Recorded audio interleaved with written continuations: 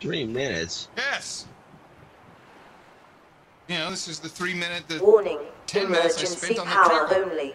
Oxygen production offline. That's okay, I can rehearse. I know, you're going to make those 3 minutes the most enjoyable I've ever had.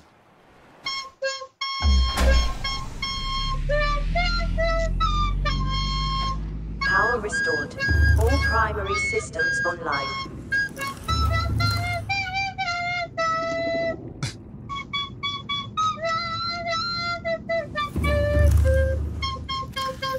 Seek fluid intake. Vital signs stabilizing.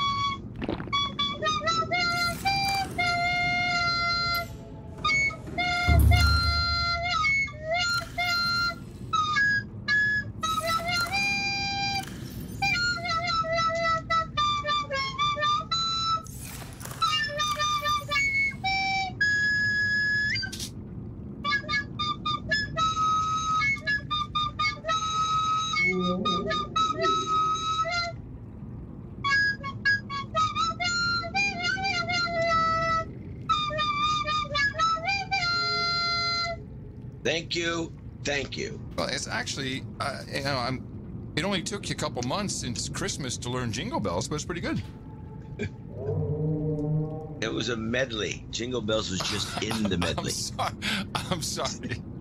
I failed to recognize it was a medley. Oh, that's even better.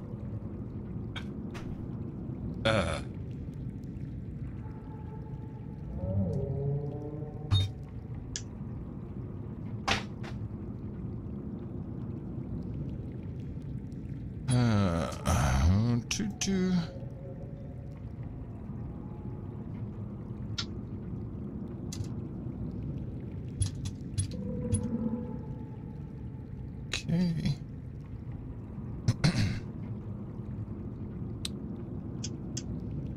Now we just set the temperature. To hot.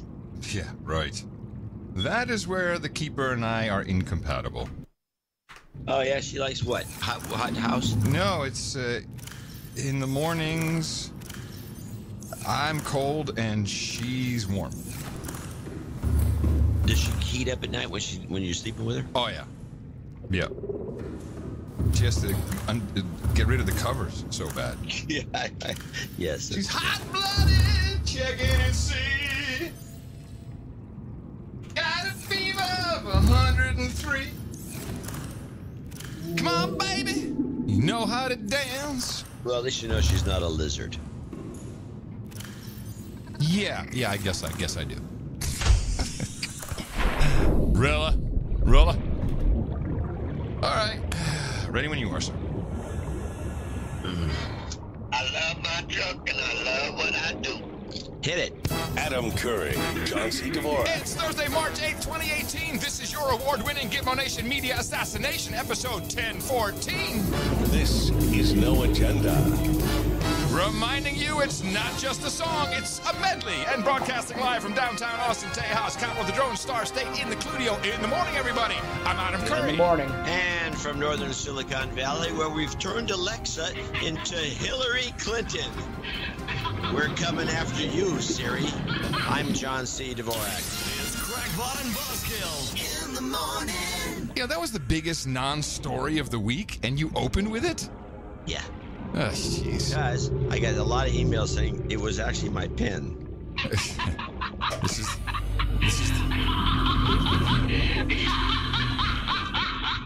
Yes.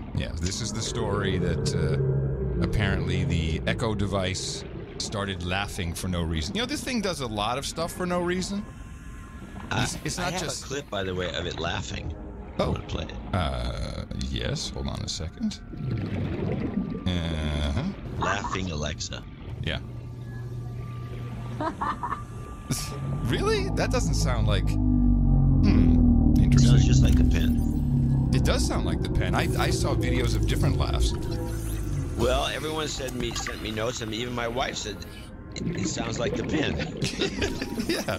When I first heard it, I thought it sounded probably like the same. the pen. They've changed that now.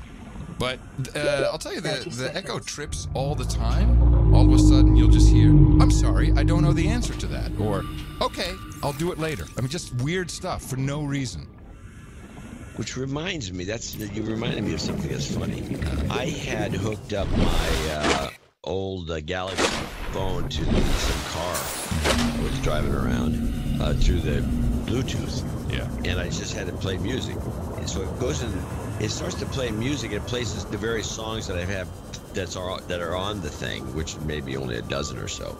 But then in between each song, it plays, turn right. Yeah, it becomes turn left at next intersection. It becomes a whole house vibe.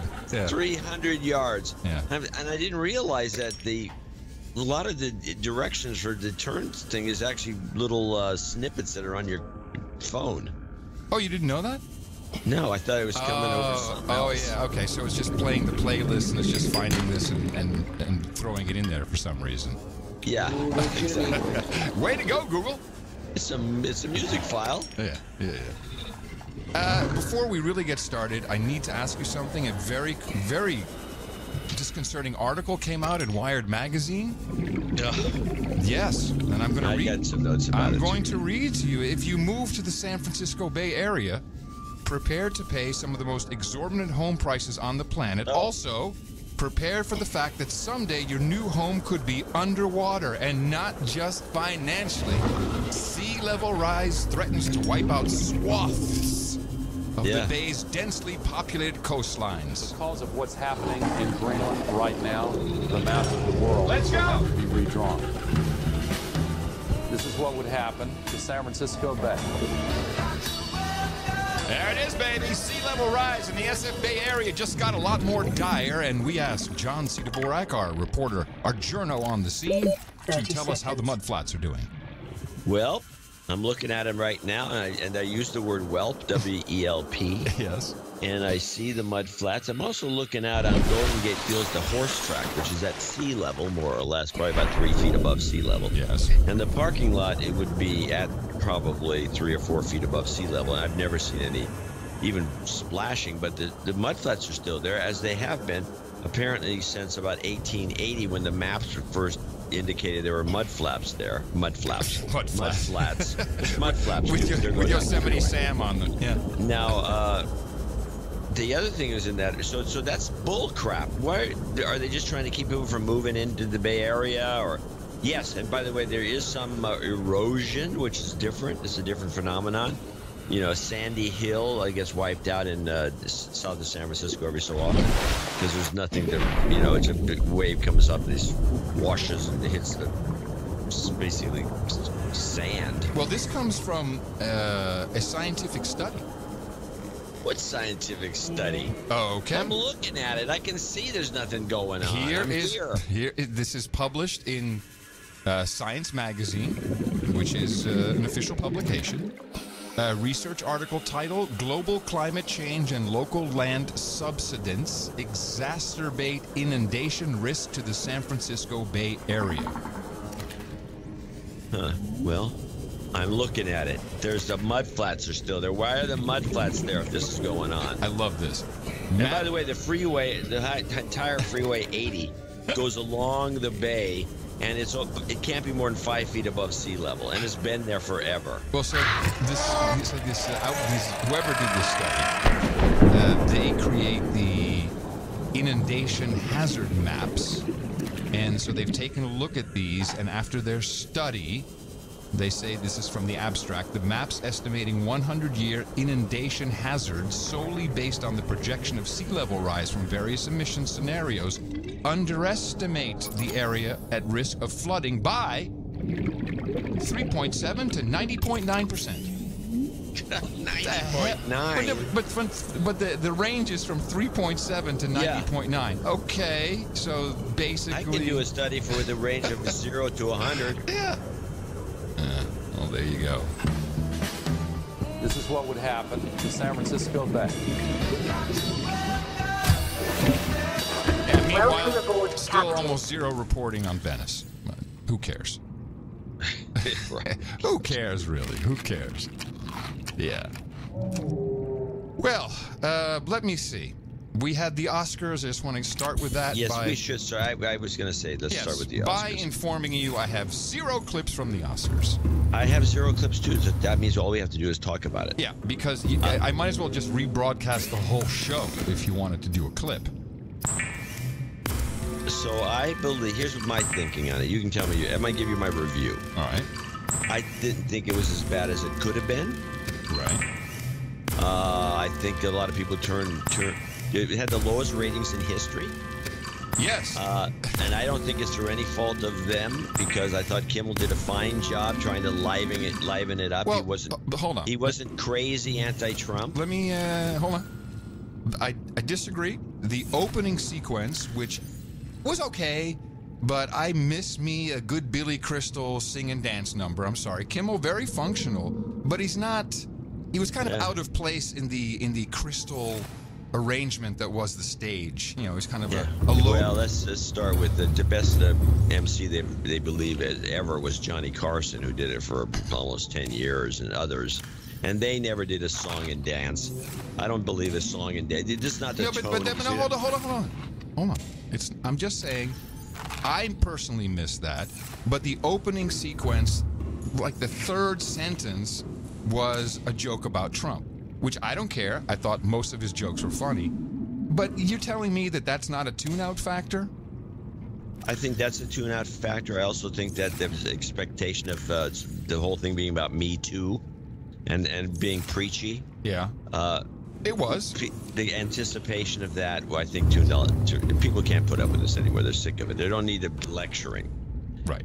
But back to what I think, by being objective about it, I thought he did a very good job of trying to keep it kind of light, and I thought the stage was fantastic. I liked the giant LCD screen and the bunch of whatever diamonds or whatever it was. Swarovski crystals.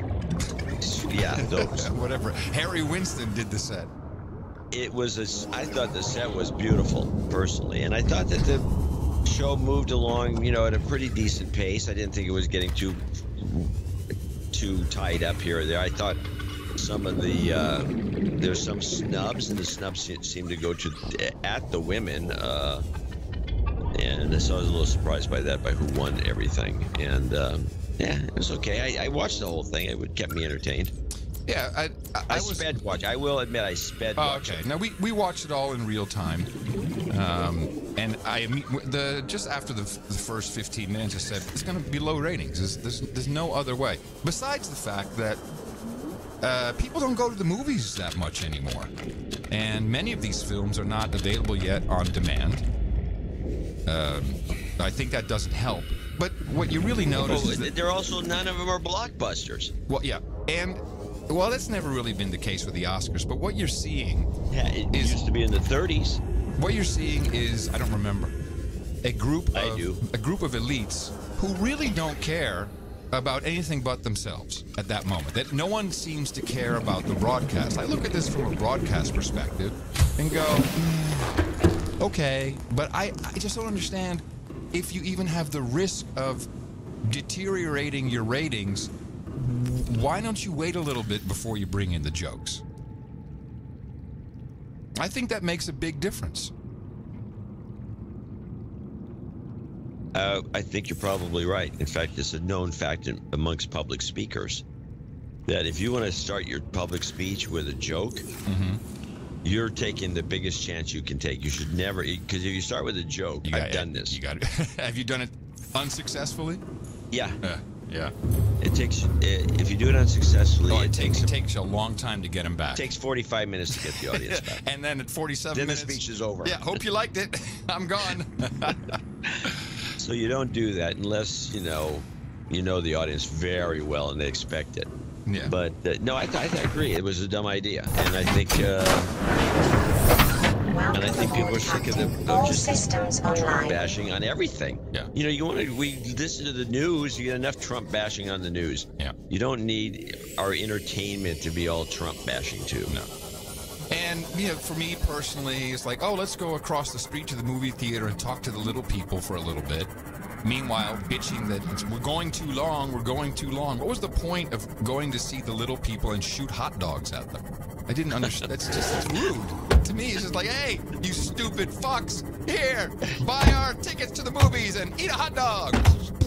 Going back to your earlier point about people don't go to the movies anymore. So we're sitting around the millennial dinner last week, and Jay, my daughter, says, I don't like movies. She's out of the blue. Wow. And she doesn't go to, so they don't go to many movies.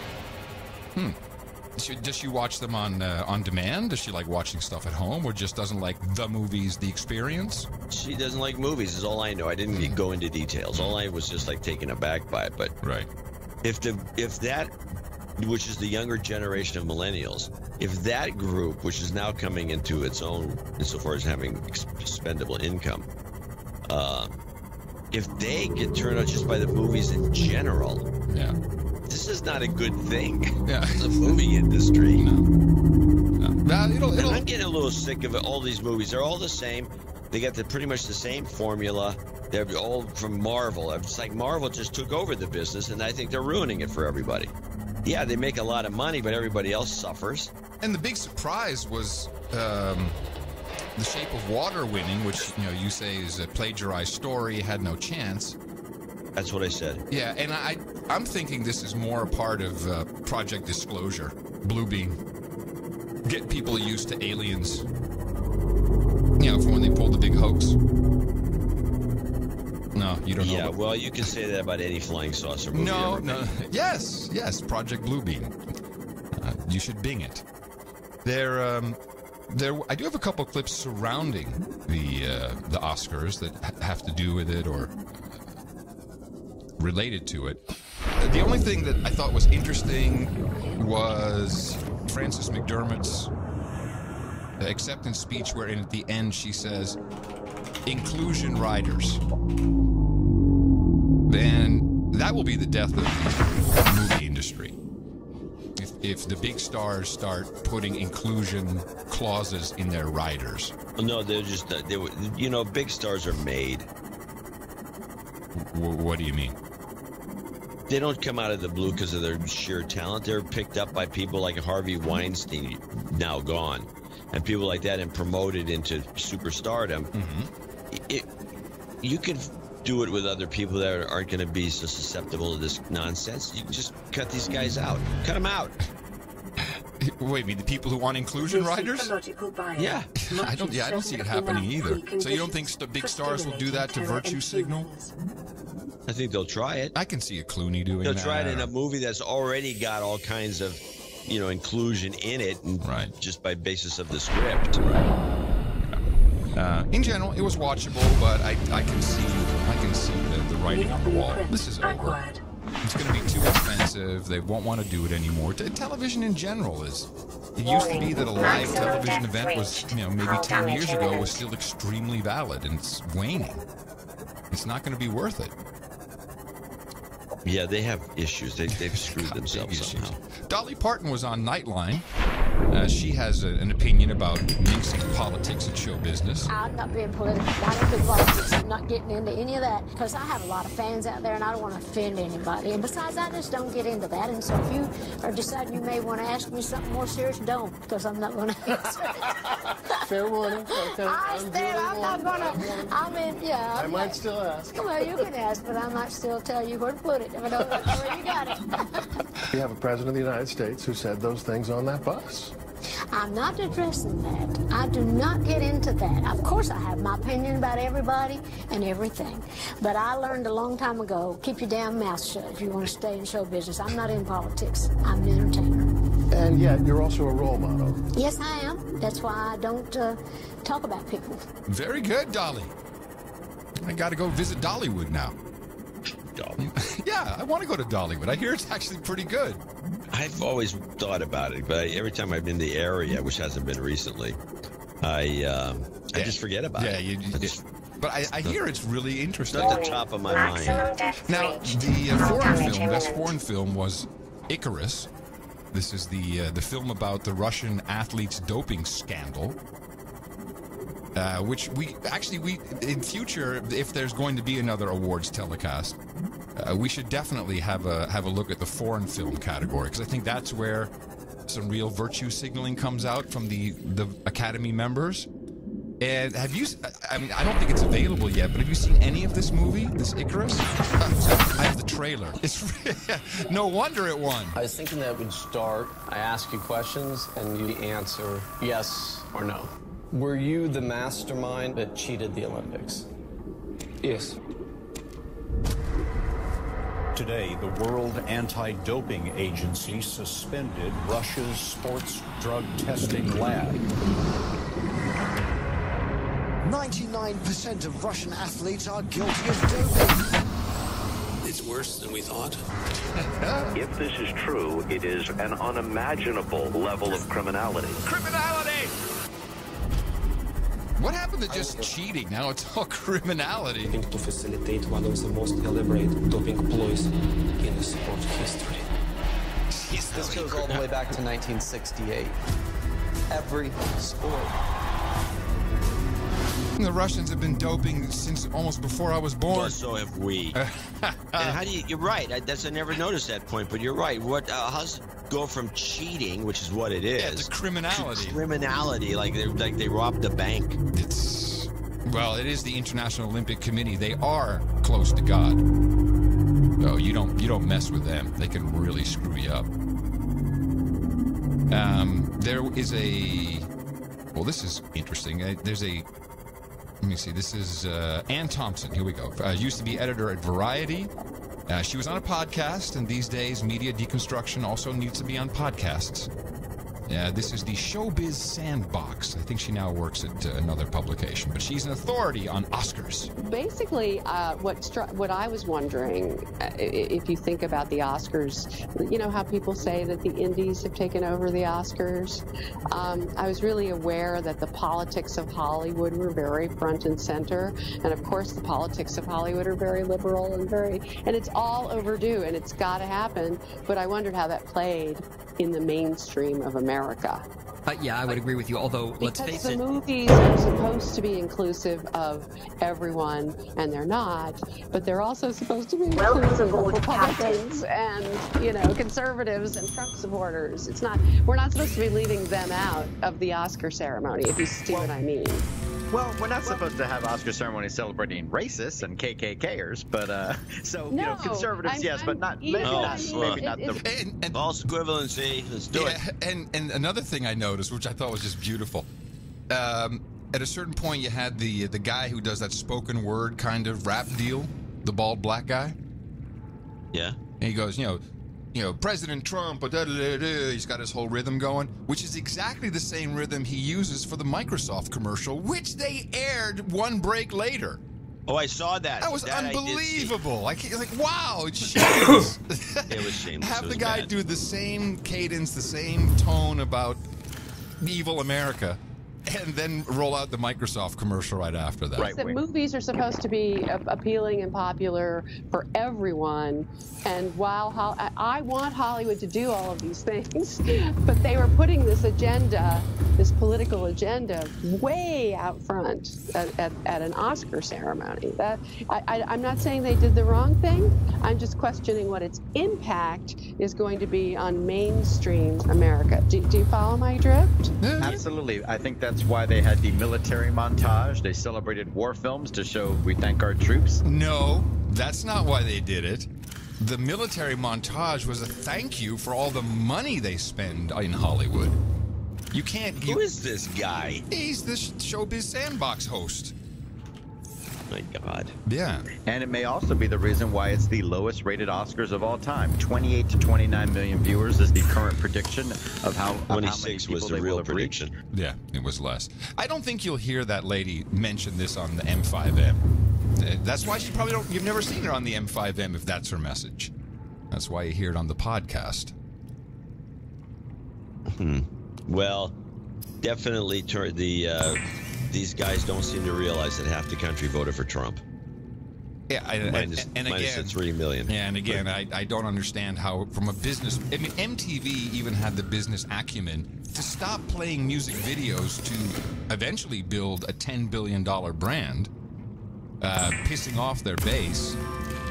But it took them a long time, and now they're in trouble again. So, you know, you got to think about what you're doing. I'm just looking at it purely from television production and ratings standpoint and entertainment value. Meanwhile, in Australia, they had a film festival, and the documentary that won Best of Festival is something you have to see. It's already on YouTube. It's called Sacrificial Virgins, and I have a clip. Ruby is 16. She's almost totally paralyzed. Nobody knows exactly why Ruby has developed this serious neurological damage after a healthy and active life. But it all started after she had her first of 3 injections of the HPV, human papillomavirus vaccine. Injections that are given in the hope that they'll prevent cervical cancer. But is there proof that the HPV vaccine does prevent cervical cancer? And is there any proof that HPV actually causes it? These girls have died. They're among hundreds of documented deaths following the HPV vaccine. Thousands around the world have suffered severe adverse reactions to the injection. Throughout history, virgins have been sacrificed in the interests of the greater good. The Greeks sacrificed young girls to appease their gods. The Incas of Peru drugged and buried young girls in the farthest corners of their empire in the belief that this would protect their territories from invaders. These young girls are our modern sacrificial virgins, sacrificed in the interests of the greater good.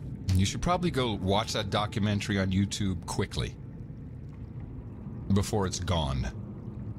Good point. I'll download it. Yeah, it's really quite good. And it's everything we've discussed since 2006. Yeah, and who was the corrupt politician that was one of the promoters of this thing? How about who wasn't? Who was? Yeah, I guess. What am I asking? Good point. Who was that? Let me see if I have any of that. The old clip. Yeah, I got a number of Gardasil clips, but I don't know. I would have to. Maybe you sure it was a clip? Or it might have been a point of discussion. Yeah, I can't find anything, but it's well worth watching. Sounds like a winner. Holy moly! Yeah, Aussies got it right, man. They know what's up. You said holy moly. Yes. This is a Frank. Welcome aboard. No, Captain. All systems online.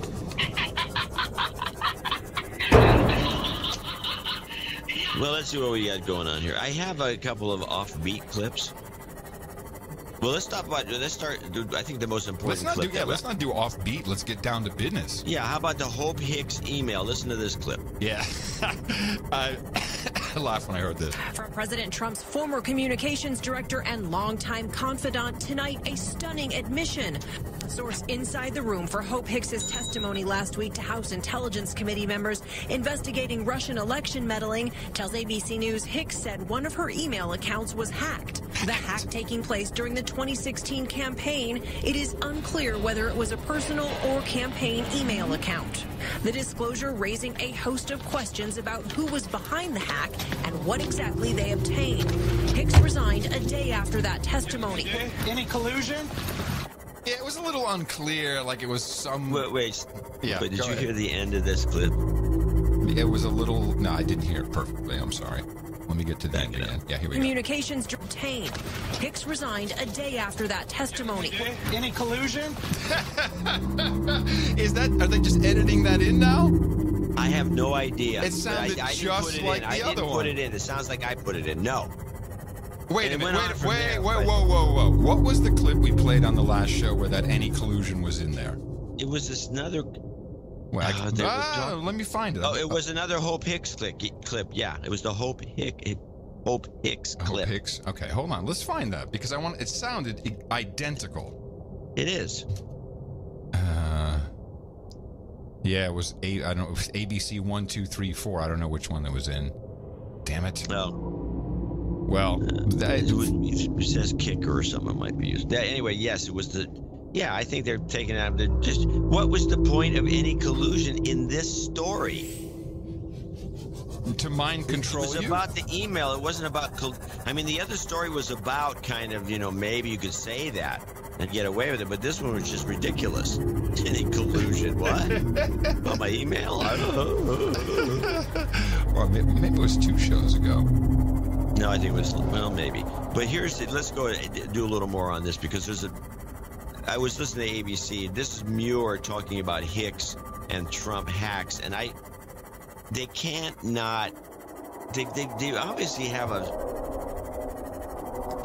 target list or something they got to do to make sure that people don't get the wrong idea. In other words, in this case, heaven forbid you think it may have, because the guy who leaked it, they said it was a source in the committee. Mm-hmm. That's Schiff.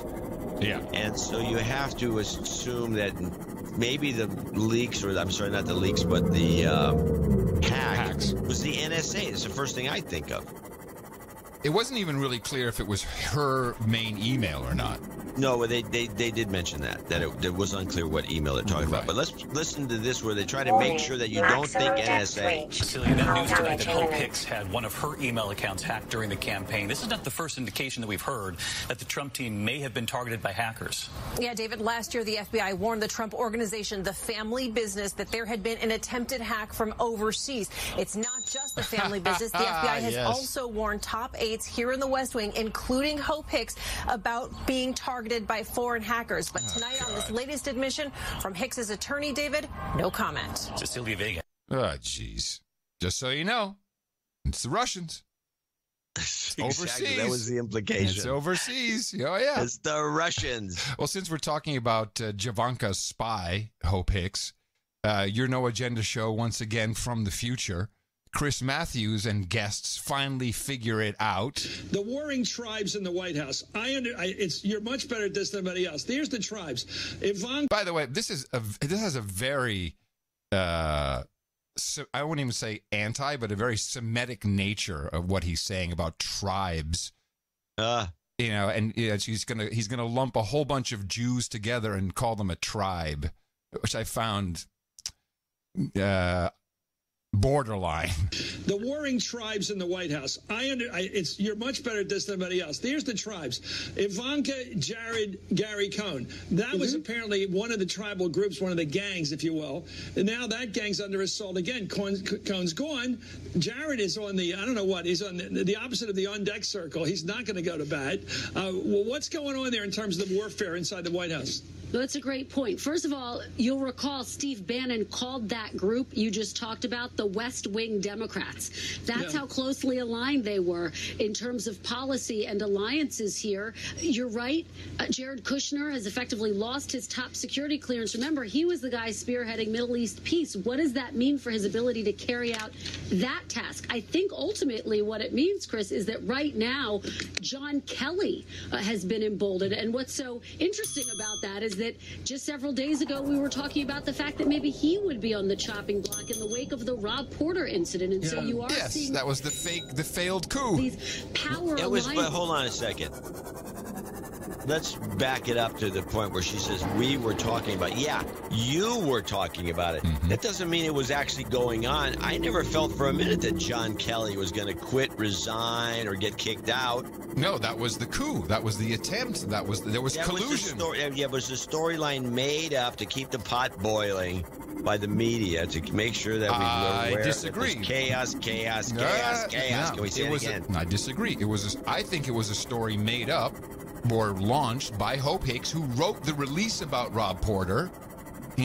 She wrote it, so somehow that launched internally. Well, I'm not going to say that that's not a possibility, but that just said, again, she's just a complicit with the other bullshit artists. Yeah, and they took it, and she's PR. She gave them the story, they took it, they ran with it. Ultimately, what it means, Chris, is that right now, John Kelly has been emboldened. And what's so interesting about that is that just several days ago, we were talking about the fact that maybe he would be on the chopping block in the wake of the Rob Porter incident. And so you are seeing these power alliances constantly shift. I want to make one point to what Steph was saying, which is not only was President Trump's announcement on trade and tariffs not mapped out from a legal perspective, but look at the messaging. It's really been all over the place. He made the announcement. He said trade wars are a good thing. Then he said there's not going to be a trade war. And then today he seemed to flip again and say, look, trade wars aren't so bad. And so he's sort of been all over the map, and even his top officials. Hold on a second. We got to break these things down as they come out. Mm-hmm. She's equating the following statements as contradictory. Trade wars are a good thing. We're not going to have a trade war. Trade wars are a good thing as a flip-flop.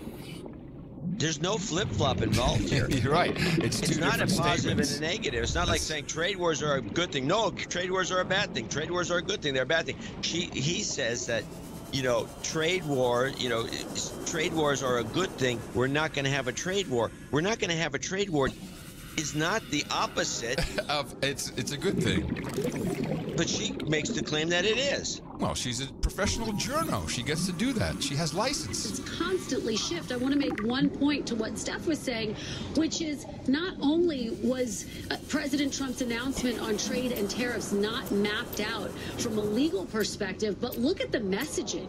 It's really been all over the place. He made the announcement. He said trade wars are a good thing. Then he said there's not going to be a trade war. And then today he seemed to flip again and say, look, trade wars aren't so bad. And so he's sort of been all over the map, and even his top officials here don't know how to protect him on this issue because they don't know where he really stands right now, Chris. So this leads in consistent stance. Are you kidding me? It's great. No, she's not kidding you. She's very serious. That's the sad part. And I got a note from the former New York banker. He said, Gary Cohn finally he found an excuse to get out. He's been wanting to get out for 6 months, and he used the he's been under a lot of pressure, certainly from the New York Jews, who just can't. That all happened after Charlottesville. Really despise the fact that he stayed on, and so now he said, now I finally have something. Everyone will agree with me that that I should be able to leave now because this really now just does it all. And I have a clip. Yeah, hold on, I have a clip. Here it is. This is Toobin, Jeffrey Toobin, talking about Gary Cohn. Oh yeah. Is Toobin a Jew? I don't know, probably. But the thing about Toobin, we have to remember, we have the clip of the guy is just such a knee-jerk Democrat, and he's an apologist for the Democrat. I mean, he's just a propagandist. Well, he is not having any of Cohn's excuse. It's interesting, Jeffrey, that the president doubling down on the steel and aluminum tariffs and doubling down on, well, you know what, a trade war, it could be very good. Well, I think this is an interesting lesson in, the ethics and principles of Gary Cohn. Gary Cohn made a big show of being disgusted with the president's behavior after Charlottesville, his sympathy for neo-Nazis, and he says, I might resign over the president's racism. Well, he managed to stomach the racism. What he couldn't take was tariffs. And I think if you want to weigh the moral imperatives of the two, it really doesn't reflect all that well on Gary Cohn. Uh-oh. Yeah, Jeffrey figured it out. Jeffrey, this to me, I'm looking at his wiki page to see if he's Jewish, because what I think we've heard is him reflecting that community of Jewish haters of Cohen for being working for Trump at all. Yes. There's a Jew thing going in this whole convo. It's bullshit. Yeah, and so I would say he's Jewish by the basis that his mom's name, I think, I got his Amy Bennett. You can't tell me there's not a website called Jew or Not Jew. Well, I think it'd be pretty offensive. I'll bet you there's one out there. I can't see here where he's married, best man. Well, Brolf certainly. Oh, hey, this is interesting. Toobin had an extramarital affair with attorney Casey Greenfield. Oh. She's the daughter of American television journalist Jeff Greenfield and the ex-wife screenwriter Matt Manfred. Tubin is the father of Casey's child. This thing gets around. That's funny. I got nothing here. No, I can't find it. It's not that. I think so, though, because his parents' names are Jewish. And it's not that important, but it is noteworthy in this case. Longtime friend of Kagan. Oh, yeah. Yeah. Tubin. Yeah, I don't know. But if it was the case, it would make sense, because this would do what you do. Even when the guy quits, if your banker friend is correct, and the Jewish community is all over Cohen for being anything to do with Trump, especially after that KKK thing, it would continue right off to the. It's just like what happened to Kevin Spacey with the gays. Yes. Yeah, exactly. They still hate him. I have a clip from Robert Reich on the trade tariffs, just to get some more color in here. Trade is essentially good. Now, the rules of the game with trade, there is some contention as to exactly whether a trade treaty ought to have this much of labor protection or this much environmental protection within it. We can dispute the details, but the overall reality that trade is basically a positive-sum game is almost undisputed around the world and among economists. And here's the thing that really worries me, and I think it should worry a lot of people. If we have somebody in the White House, a president of the United States, who is also commander-in-chief, who is that illiterate, that ignorant about fundamentals, that is basically science. I mean, we're talking about just reality, history and reality. Then what are we to do? I mean, if nobody's going to stand up to him, if even people in his own party, Republicans, who have responsibility to the public, are not willing to say, this is wrong, stop it, change the rules, we are going to take authority back from you. If that's not going to be the reaction among Republicans, it's as if we had a mad king, and all his courtiers and all the ministers around him refused to stand up to him because he was a mad king. I mean, that just makes things worse. Up with their heads. Science! Trade is now science, just so you know. Trade is science. Trade is science. Wow. Well, that guy's an outrageous left-wing. But I want. He's a smart guy, and just how he goes off all of a sudden. Smart. He's a smart guy. He's educated. And then the chaos theory just went completely bonkers.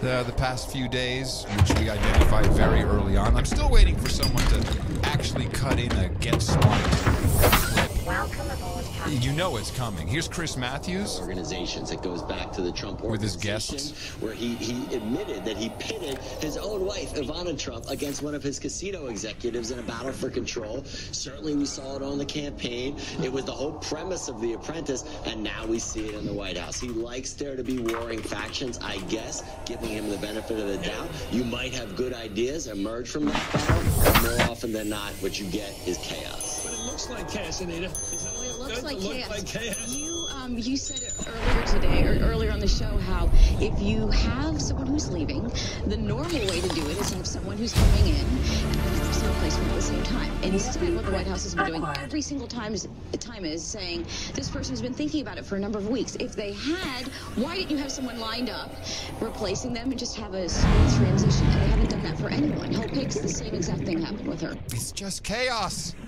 It never happens. MSNBC is all over the chaos. Larry O'Donnell. As the President of the United States, he's clothed in immense power. He has millions of people working for him. He's got the nuclear arsenal at his disposal. Chaos theory doesn't work. Chaos theory. In the United States, and it's ridiculous to think that he's going to get positive outcomes of this. He had no experience running a large bureaucracy before he came to the federal government. It's just chaos everywhere. Well, the staff turnover thing is funny because people, you know, it's like the glass half empty, glass half full. When I heard this particular clip, which is titled "Staff Turnovers." Hold on a second. Why are so many people leaving this administration? Look, this administration has had a historic first year. We're going to continue to do great things. This is an intense place, as every White House, and it's not abnormal that you would have people come and go. In fact, the number of departures is not just abnormal, it is record-setting. According to one study, staff turnover in the Trump White House is higher than the past 5 administrations. Now, when I heard that, I don't know what everyone. Oh my God! Oh, it's crazy. What it tells me, though, is that the past 5 administrations, which is Bush, Reagan, Obama, Clinton, a bunch of inbred people, all the same. No, what it tells me, if you listen to that carefully, is that Carter had more turnover than Trump, because otherwise they would have said the last 6 administrations. And did you look it up? No, there's no. This is not a statistic you can look up. Oh. They don't have like turnover ratio. It's not a basketball team. There's no way of knowing. But you would have, if you would have known at all what it was one way or the other, you would have said the last 6 administrations, or the last 7, or the last in history. But no, gotcha. Yes, they said the last 5. That means Jimmy Carter had a bigger turnover. Chaos. And perhaps Nixon had a big. We don't know after that. I believe that if Carter's was more turnover than Trump. Yeah. And Nixon's was less turnover than Trump, they would have said the last 6 out of 7. Yeah, you're right. Or something like that. Yeah, you're right. Or I think that you might go back to Eisenhower. I have no idea. They're just going over the last 5. They would have said 6 if they could have. And so this is bull crap. Good you catch. can play part 2 of this and see what it's Good catch. Is there a part 2? Oh, yes, there is. Wow. I'm happy about that. 5 administrations. If this is not the definition of chaotic, how would you describe what's happening in these recent weeks? If it was, then I don't think we would be able to accomplish everything that we've done. One of the reasons for some of those departures, aides who still have not passed a background check to access classified information. The president campaigning on protecting the nation's top secrets. We can't have someone in the Oval Office who doesn't understand the meaning of the word confidential or classified. But more than a year in, it remains a major problem for his administration. Maximum depth reached. Hull damage. Yes, yeah, I get the chaos. The word of the week is chaos. Yeah. I think we've established that. Yeah, we knew it. We knew it was coming a couple weeks ago. But they've got to get on to something else because it's growing very old now. And you know, it's not enough. What comes after chaos? What is worse than chaos? I have my list of Trump. Oh, here's my list of Trump stuff. No, but I think we may have a new one. Well, get worse than chaos. Chaos is the end. No, let's see. What is? I'm going to try. What could be worse than chaos? Well, look up thesaurus.com and usually that's the best. Oh, that's a good idea. So I do chaos. What could be worse? Looking at the list, we haven't visited narcissists recently. Mm-hmm. Thin-skinned bully is still my favorite. Decimation, pandemonium, mayhem. Too many syllables. Mayhem. Mayhem really refers to people biting each other's ears and noses. Okay. Anarchy, we might get that. Anarchy. No, they're not going to use anarchy because it's a fascist.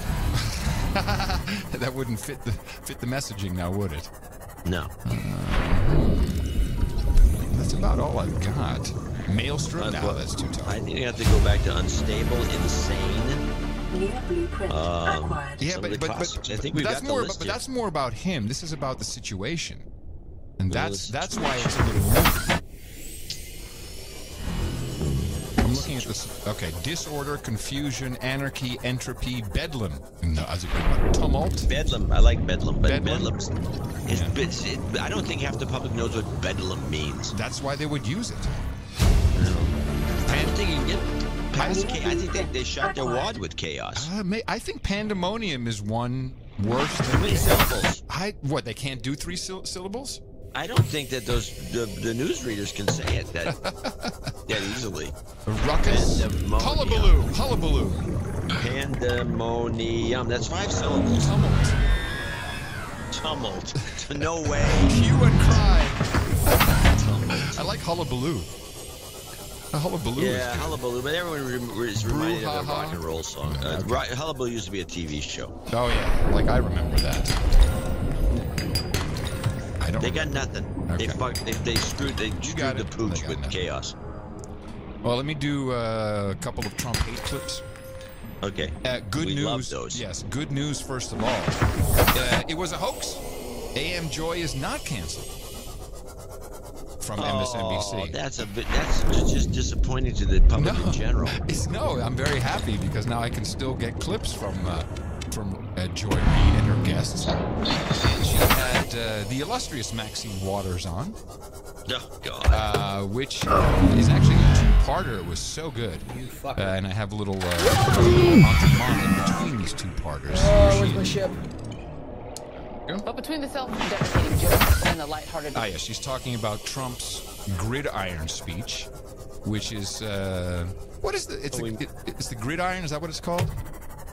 Well, there is a gridiron speech, I think, but why didn't we get clips from it?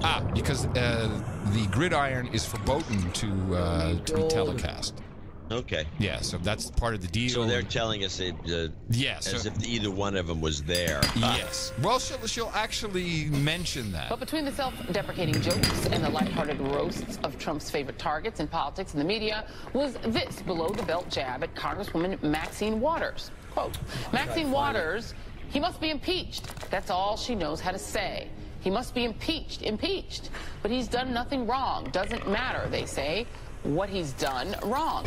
What has he done wrong? I don't know. You got to be impeached. And then I say, I get in trouble for this, she has to immediately take an IQ test. Let's see what the Congresswoman thinks about that. So joining me now is Congresswoman Maxine Waters. Now, Congresswoman, we're relying on what people who were at the gridiron dinner said, that Donald Trump said, the transcript from inside that room. Your response to what apparently he said about you. Well, you know, this president has been called stupid. He has been called ignorant. And even his Secretary of State did not deny that he called him a moron. And so he has no credibility. He has been name-calling. He's been saying all kinds of things. And I certainly expected him to come out with some racist remarks about me. So he did exactly what I expect him to do. And by the way, I'm told he wasn't funny at all. And, you know, in addition to that, he apparently also, and you represent the great state of California, a district in the great state of California, and he reportedly also said that Nancy Pelosi has been trying to come up with a line as good as lock her up. And that her line, says Donald Trump, that she announced last week is mow the grass. Mow the freaking grass. That isn't going to stop MS-13. Mow that freaking grass. That sounds like an aspersion or a slap at immigrants, at Mexican Americans. At least that's how I'm reading it. Okay, let's just stop here for a moment.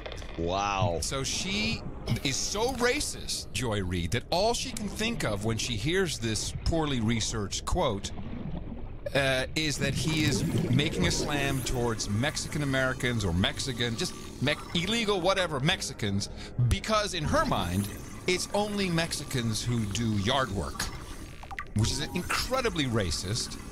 And this is what Nancy Pelosi actually said. Let's sit down and talk this through and see what makes sense. Not some commitment to a promise that we're going to build a wall and Mexico's going to pay for it. That's never going to happen.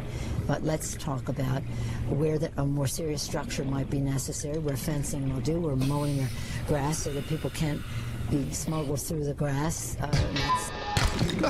So that's what she said.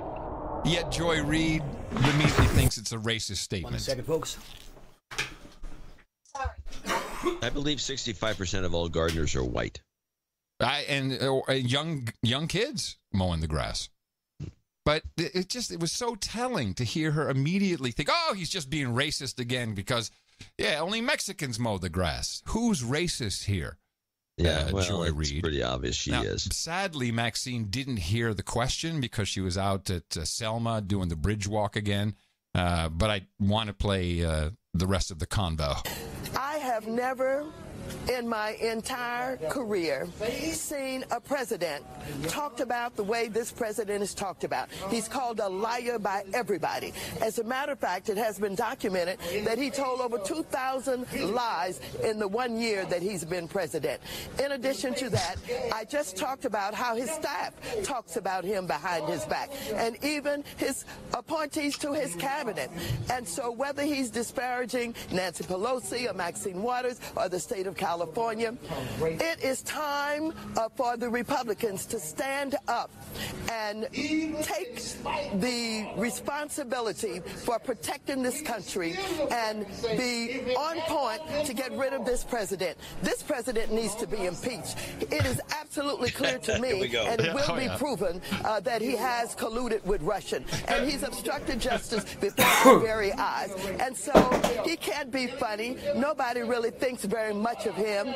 This is a president that has no respect, and so we don't really care what he says. The most important thing this country can do now is impeach this president and make sure we get rid of him and get ready for Pence in 2020 and make sure that we're going to vote us in someone that we can respect, someone who's deserving of the presidency and the White House, because this president certainly is not. And I'm not going to stop calling for his impeachment. I'm going to keep on doing it in every speech that I give, because I believe in it, and I believe that America deserves better. He has no values, no good values. This man's character is one that we cannot endure any longer. And so I hope that gets to what you were trying to ask me, even though I have not heard you very clearly.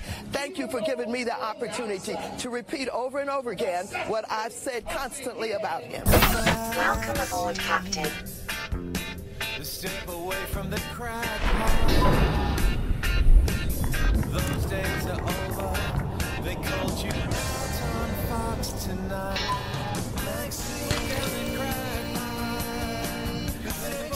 There you go. Maxine Waters, everybody. Did she advocate Pence for 2020 in that last clip? The way I heard her say that is, then we have Mike Pence, and I think, she said we have to get ready for him. And that is a very successful move then on Robo Rosa's part for telling the world through Big Brother that Pence is nuts.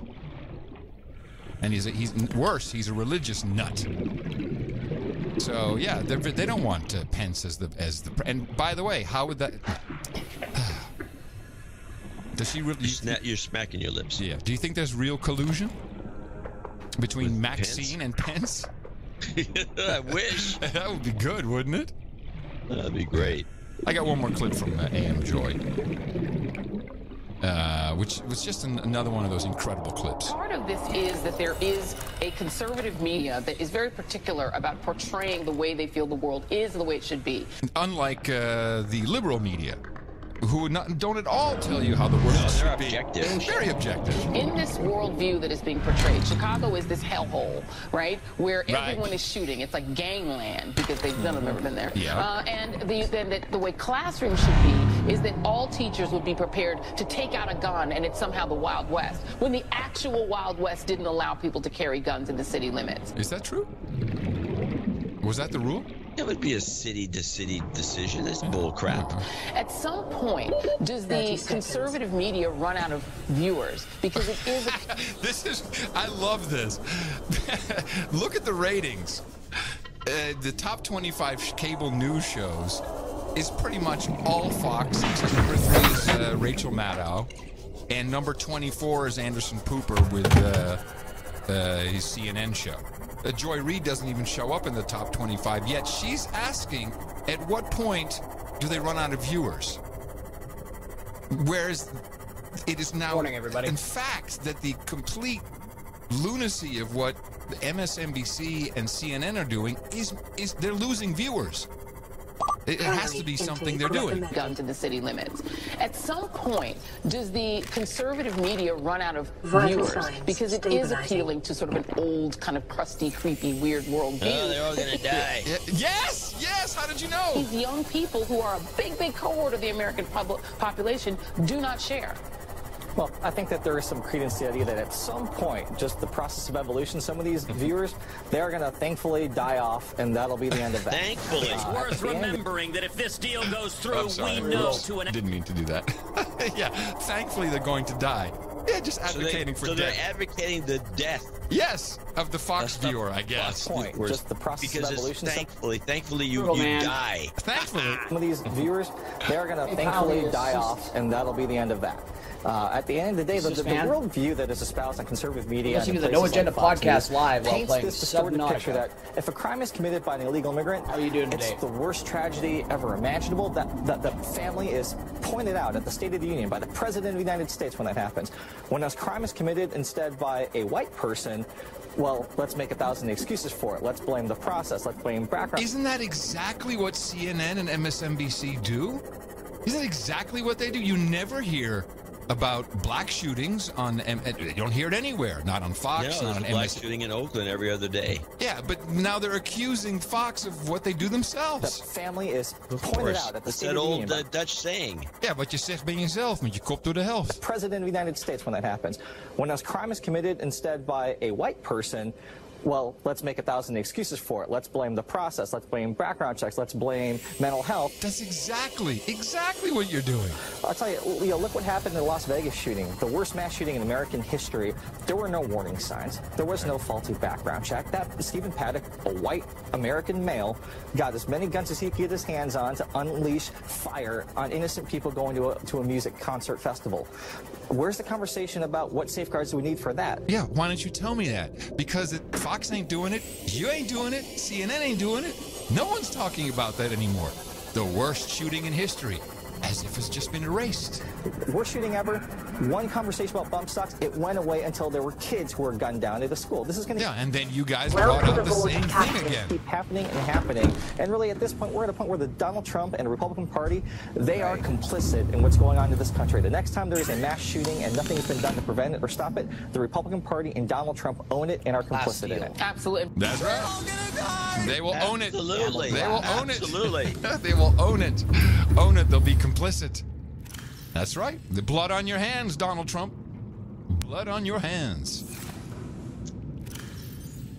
Well, out here, we have the, I'm listening if there's any more connecting clips that I can come up with. I don't see any. Out here, we have this. What do we want to make next? Jeff Sessions came out to California. Yeah.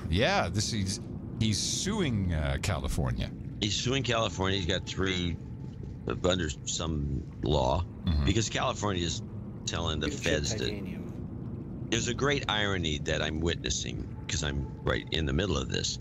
And the great irony is that historically, the Republicans were always known for states' rights, and the Democrats are always known for federal, the government, the national government. That's what they should run everything. We don't need states' rights. And just like we need popular vote, not right. No electoral college for the states. No, we need a popular vote where everybody votes. So that would be fall in line. They want everything centralized and global. They're all globalists, no borders. No nations, no borders. So now, with this situation with Sessions, they have to take the states' rights stance on everything. Yeah. It's all states' rights now. Oh no, we're California, we have our rights. And it's like, wait a minute, you're the same guys who were saying that there should be no such thing as states' rights. We need class well, anyway, so this is kind of twisted around. So let's play a couple of things to catch up because somehow, for some reason, Jerry Brown decided to jump in, and he's nuts. And so he decided to jump in, and he's really the most entertaining governor. And I think he's probably somewhat resentful of Trump for the reason that he could have been Trump with his outrageous commentary. Yeah, that's a good point. He had the potential to be as outrageous because he's insulting, he says crazy stuff. Yeah, they call him Moonbeam for a reason. Yeah, Moonbeam when the first time around. So let's play a Brown session intro. An avenue of dialogue that points out that there's problems between what's happening between state and federal laws. And so it will play out in court like it is supposed to. Sessions vowed to do everything in his power to stop California from using its power to frustrate federal law enforcement.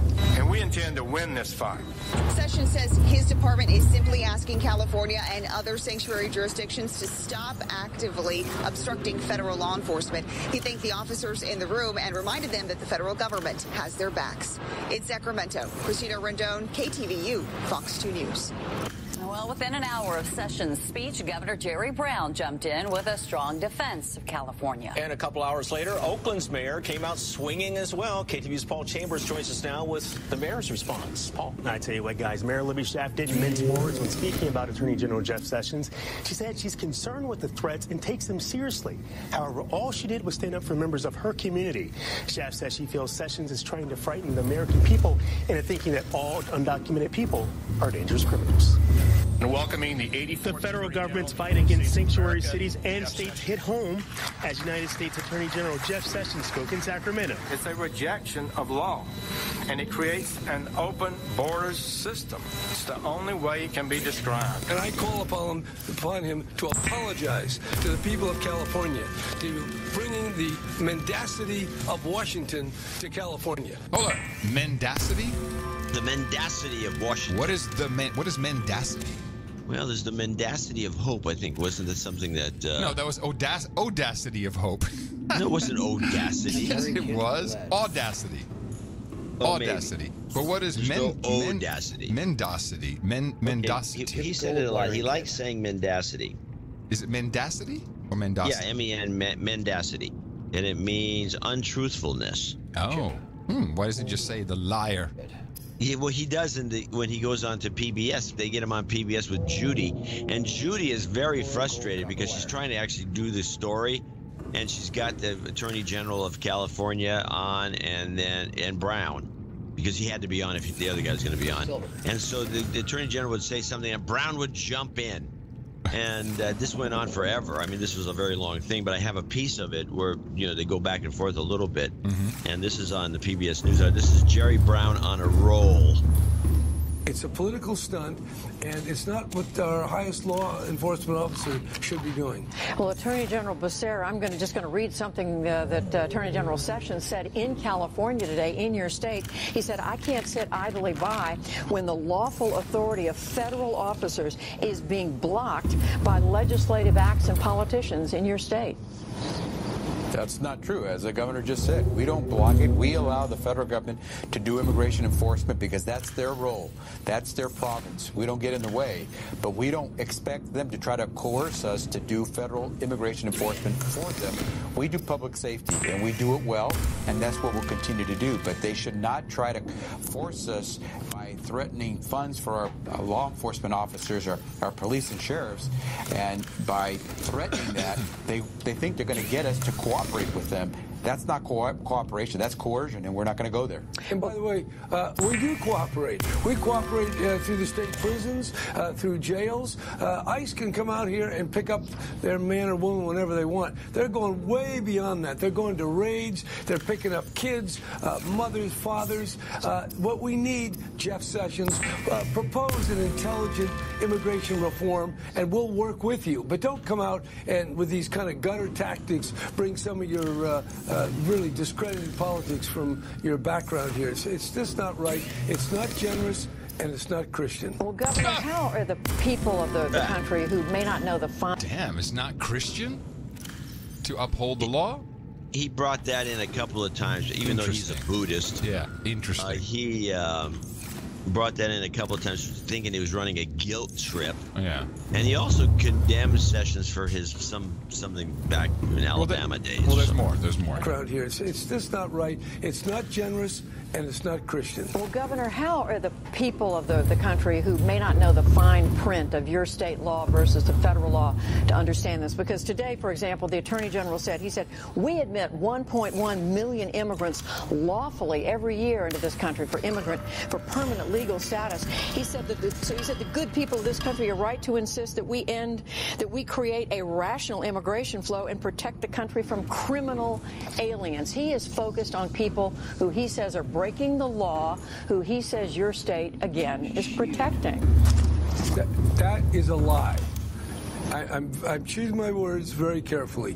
The law explicitly recognizes the supremacy of federal law. We have explicit statutes of cooperation. We don't want to protect any criminals, but we do want to make sure we are a country of law and order, and not some kind of authoritarian coming out here for a 10-minute speech and then running back to Washington and then sending it out to the Trump campaign political wire. I mean, this is a serious problem with men and women and children's lives at stake here. And I call upon Mr. Sessions and Mr. Trump to act like Americans, act like the good Christians they claim to be, and work with us to get a good immigration law. That's really odd that he keeps bringing that in. You think that's going to speak to Trump's base or something? Why is he doing that? He's a Buddhist. Yeah, Buddhist. You sure he's not a Satanist? He's just a Buddhist? He could be a Satanist. Yeah. Wouldn't surprise me. Well, let's go to part 2's got a little more of this. I think a little more of him going nuts, I think. Take precedent over anything that the state law says. So it's a clear misrepresentation by them. Yeah, and by the way, the Attorney General got a very tepid response. I think out of 200 people, 10 people stood up after he gave a speech. And the most important police chiefs support these bills. They don't support Jeff Sessions. Very quickly, Governor, President Trump is going to be in California next week. Do you have plans to meet with him? Well, he hasn't let me know. By the way, we called Sessions' office, the Attorney General's office. Are you coming out? They wouldn't even take the call. But they notified the press. This is press release politics. I don't know whether Trump, he can call me on the phone. I talked to him before about disaster relief. We had a very fine conversation. So, look, I want to collaborate, but I'm not going to be complicit with lies and denigrating the great state of California. Governor Jerry Brown, California's Attorney General Javier Becerra. Gentlemen, thank you both. Press release politics. I like it. I like that, don't you? Yeah. So let's just explain exactly what the law is, which you would know better than me, but as far as I understand, immigration is for the federal government. That's their job. Yeah. And the only problem they have is that California has a law on the books which forbids law enforcement from cooperating with the federal immigration agencies. Is that correct? That's probably, I would say that's it in a nutshell. Yeah. Well, I agree. You can't do that. Hey, Gazzy Boo. Thank Well, you. that's what they're doing. You don't have and so they declared a sanctuary state, and every city's got their own sanctuary. Everyone's like so virtue signaling in each town. Every little town, Berkeley, everybody's got sanctuary city underneath their logo. And the idea is that if you can, which is what Sessions says, it creates an open border situation. Because if you can get across the border, the state will protect you. Yes. Which is what it amounts to. And but they're all bent out of shape. I only have the one last clip, which is Libby Schaaf, the Oaklander, who is kind of worried they're going to throw her in prison because she told everybody that the ICE was coming. ICE is coming. There's going to be raids tonight. The Attorney General is trying to distract the American people from a failed immigration system by painting a racist broad brush of our immigrant community as dangerous criminals. There's nothing to do with that. It's just she is a local politician who likes to just throw in who's got national attention. Racist. Just throw some racist. So you throw a lot of you throw in the buzzwords of broad brush. Yeah. Racist. I mean, broad these brush. terms you just stack. And broad brush. She always looks like she's about to cry. Have you noticed more that? recently, yes, she looks like she's on the verge of tears. On this one, more recently, because I think her lawyers told her she might be indicted, but she looks like she's about to cry constantly. Well, it was the great Woody Allen who knew what was going on from his movie Sleeper. Resistors to mind reprogramming will be exterminated for the good of the state. What kind of government you guys got here? This is worse than California. You're right. He knew it a long time ago. Yeah. Before we move, a house ad. No Agenda. The best podcast in the universe. Unhinged analysis. We can't use unhinged anymore. It strikes me. I see it. Whoa. Unglued analysis. Unhinged, updated to unglued. Whose story is going to be better? And unglued is better. And with that, I'd like to thank you for your courage and say, in the morning to you, John C. LSE stands for California über alles, Dvorak. In the morning to you, Mr. Adam Curry. In the morning to all ships at sea, boots on the ground, feet in the air, subs in the water, and all the dames and all the knights out there. And in the morning to the troll room, noagendastream.com. Handing me the one-liners, doing the research, coming up with the thesaurus entries. It's all appreciated, noagendastream.com. Also, besides thanking all of our artists who always help out by bringing us fantastic artwork, specifically Darren O'Neill. He created the artwork for us for episode 1013, Hypogonadism, the title of that show. This was the outrage meter, where we have the black shooter, white shooter, opposite ends of the spectrum, and you can see where the outrage comes in only if it's a white shooter, specifically on MSNBC and CNN. But, okay, not according to them. And we appreciate the work, Darren, and all of the artists. You can check it out at noagendaartgenerator.com, and if you want to participate, just upload some stuff. We really appreciate the value we're getting from our artists. Yes, indeed. So we had a very low number coming into the newsletter, and so I put out one of the Yeah, you put out the bat signal, man. That was when I read that, I'm concerned. Well, you should be. Yes. I'm not insincere, but we got more response than I expected, so which is good. Oh, so fantastic! Well, evens things out. No, it's just a matter of reminding people that our model does not rely on advertising, on any corporate interest. It is the producers of the show, who happen to be the audience, who make it happen through contributions like artwork, but also financial, so we can continue to work. And that realization came through. I'm very happy about that. Yeah. So let's start with thanking a few people. This also marks the third straight show where somebody came in as an Instanite. Oh. Maybe a record. That's great. Kieran Hennessy in Singapore.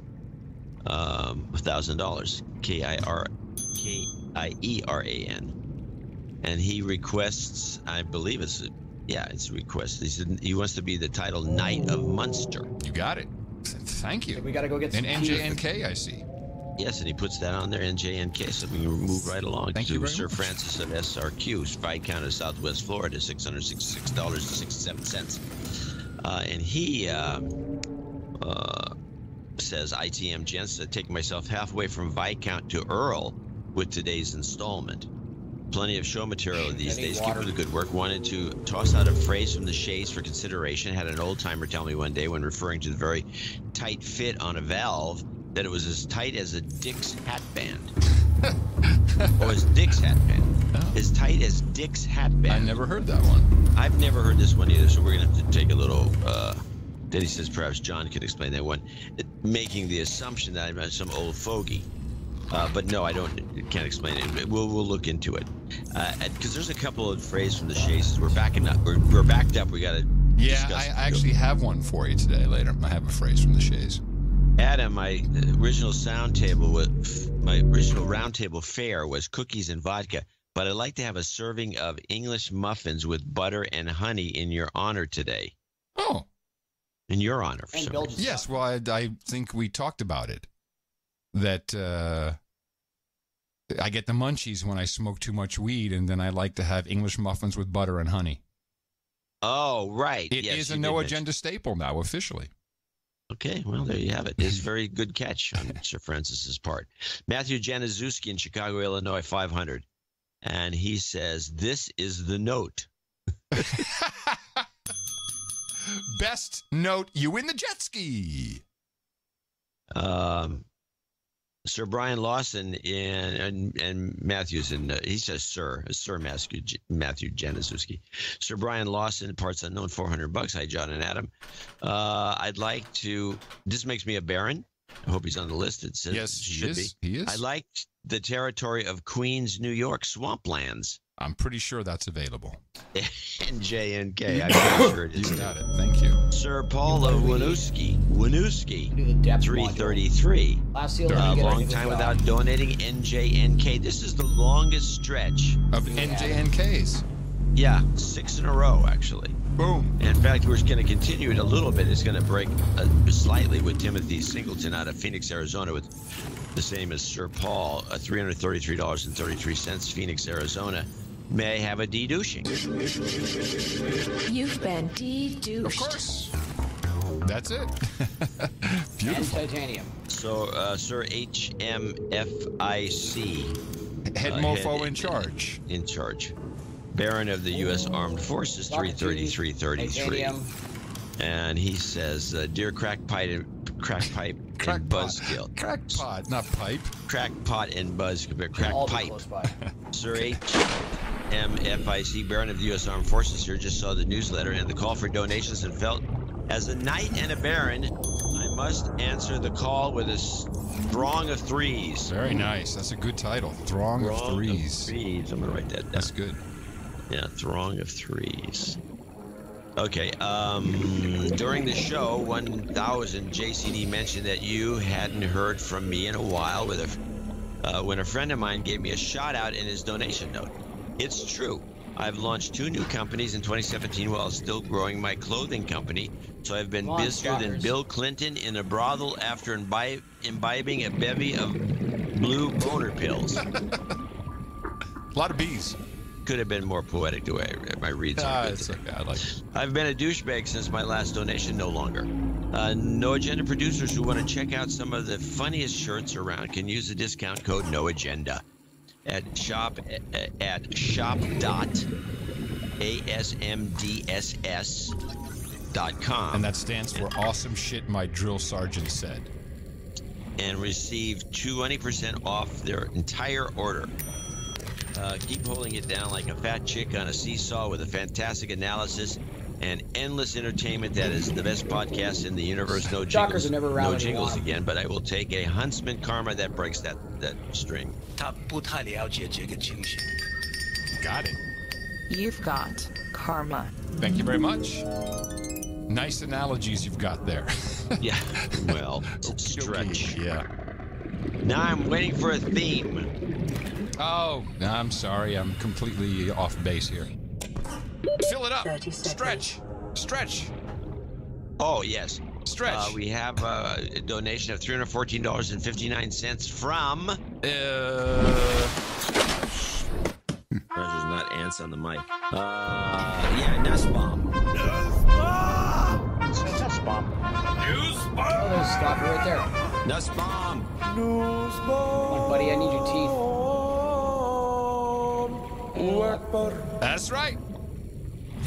Archduke Nussbaum. Archduke Sanders. I donated 145.59. Which we stopped doing. We should put that back into rotation. Please keep sending Getting Laid Karma to Brianne up in FEMA Region 2. Okay, and Getting Laid Karma. You've got karma. I hope she wants this fine gift you've given her. Let's hope. Milton Cuevas in Noblesville, Indiana, $300. And he sent a note in, and I did print the note out, and I have it right here. I was holding out for show 1017 to celebrate the date of the first date with my wife, which happened on October 17th, 1989. The night I made San Francisco, Oakland move for her. Ooh. Both towns? Wow. Kaboom. However, it must have been doing it on the bridge. Boom count. However, your plea for donations forced my hand. Damn Catholic guilt. I must call out Mike B. of the People's Republic of Fishers, Indiana, as a douchebag. He has been listening for many years, more than 10, with no donations. However, since he turned me on to your show, I would like today's donation to be in his name so he can be de-douched. Here we go. You've been de-douched. And maybe this baptism will help him see the light and become an executive producer in his own right. Fat chance he's a douchebag to the bone, but thanks for the value for value. And thanks for turning me on to goat meat. Oh, well, good. Oh. Jingles. Finally got it. We got a guy with jingles. All right. Okay, get your pen out. Yeah, I got the pen. Jobs, jobs, jobs. Yeah. Don't eat me, Hillary. L. Sharpton skillets. This is a good one. Eat me skillets. I don't even. Oh shoot! Now there's a bunch of the bastards. Okay, and goat scream karma. Okay, so the only thing I'm looking for is the skillets. Skillets, yeah. You know, the problem with the skillets was you randomly picked it. Yeah. Well, I might be able to. I think it was Sharpen versus the teleprompter is what I'm thinking. I don't think so. Yeah, I think that's what it's called. Let me see. Gee, this is tough. I feel bad now. I wish if I'd known ahead of time, I would have been able to. Well, I'm sorry I didn't say this in it. Okay. But it's a long note. Resist. We must. We must. No, that's They're resist. all jitty about a shutdown. The torches in the race. Then co-author. It's worth playing the thing. U2 lead singer Bono, Fran Drescher, singer Noy Weaver, suspect Jahar Tsarnaev, Rush Limbaugh. Rush Limbaugh, the show Rush Limbaugh host Supreme Court Justice Sonia Sotomayor. Is Mike Muckery yesterday, Antonine Scalia, Kim Kardashian, and the Republican for Cairo and Benghazi. We rank behind Lavita. First up, Kazakhstan to college students in Beijing. He's getting lunch at Chipotle in Iowa. Bain is appropriate. The GOP's tax day giveaway to millionaires. Why was traffic problems email sent? The Environmental Projection Agency and what sequestration has done. Chip battery. No skillets, but I think it was It's good enough. A good replacement. Eat me, Hillary Clinton. Jobs, jobs, jobs, and jobs. Let's vote for jobs. You've got karma. There we go. Always fun. Sharpton. You know, that guy was making more than $1 million. Oh yeah, millions. Yeah. He actually had the second highest rated show when it was running. It was an embarrassment. Tells you something about the audience. David K, $300. Parts unknown in the USA. It's been a while since I donated more to my monthly $33.33, so I thought I'd throw you guys some love. I appreciate you guys, all the hard work you and the producers do for all of us. Well, donating is loving. We appreciate it. Thank you. Noah Maxwell, $250 in the United States. Started listening around episode 900. Thanks for all you guys do. Needed de-douching. You've been de-douched. And a shout out to my smoking hot girlfriend, Jessie, with a side of expecting human resource karma. Also, Ryan is a douchebag for not donating. Okay, we'll give you that karma. We'll give you that karma, sir.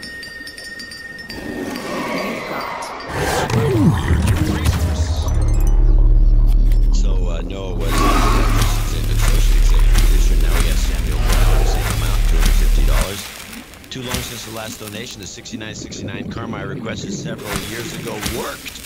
Eventually. Now you've got another human resource. All you American citizens living in high-income tax locations, Gitmo Nation East, for example, don't forget to file your taxes and get up to $1,000 back from Uncle Sam per child, even if you don't owe any U.S. taxes. There you go. Oh, that's a good tip. It is a good tip. Thanks, John and Adam, for the amazing public service you provide. Could I please request some jobs, karma, and anything from Mr. Sharpton? Once again. Neighborhood Watch captain says he shot the teen in self-defense, but the young man was not armed. He was going back home after buying an iced tea and Skillet's candy. Jobs, no name calling, no incendiary language, Just the facts. A young man dead. The assailant says self-defense. What is found on the young man, skillets and iced tea. Jobs, jobs, oh, hey, Dark Avenger. Jobs, and jobs. I'm building stuff. Let's vote for jobs. You've got karma. Skillets. Anonymous 250. Parts unknown, apparently. Hey, haven't donated in a while and wanted to request a de-douching. Yeah. You've been de-douched.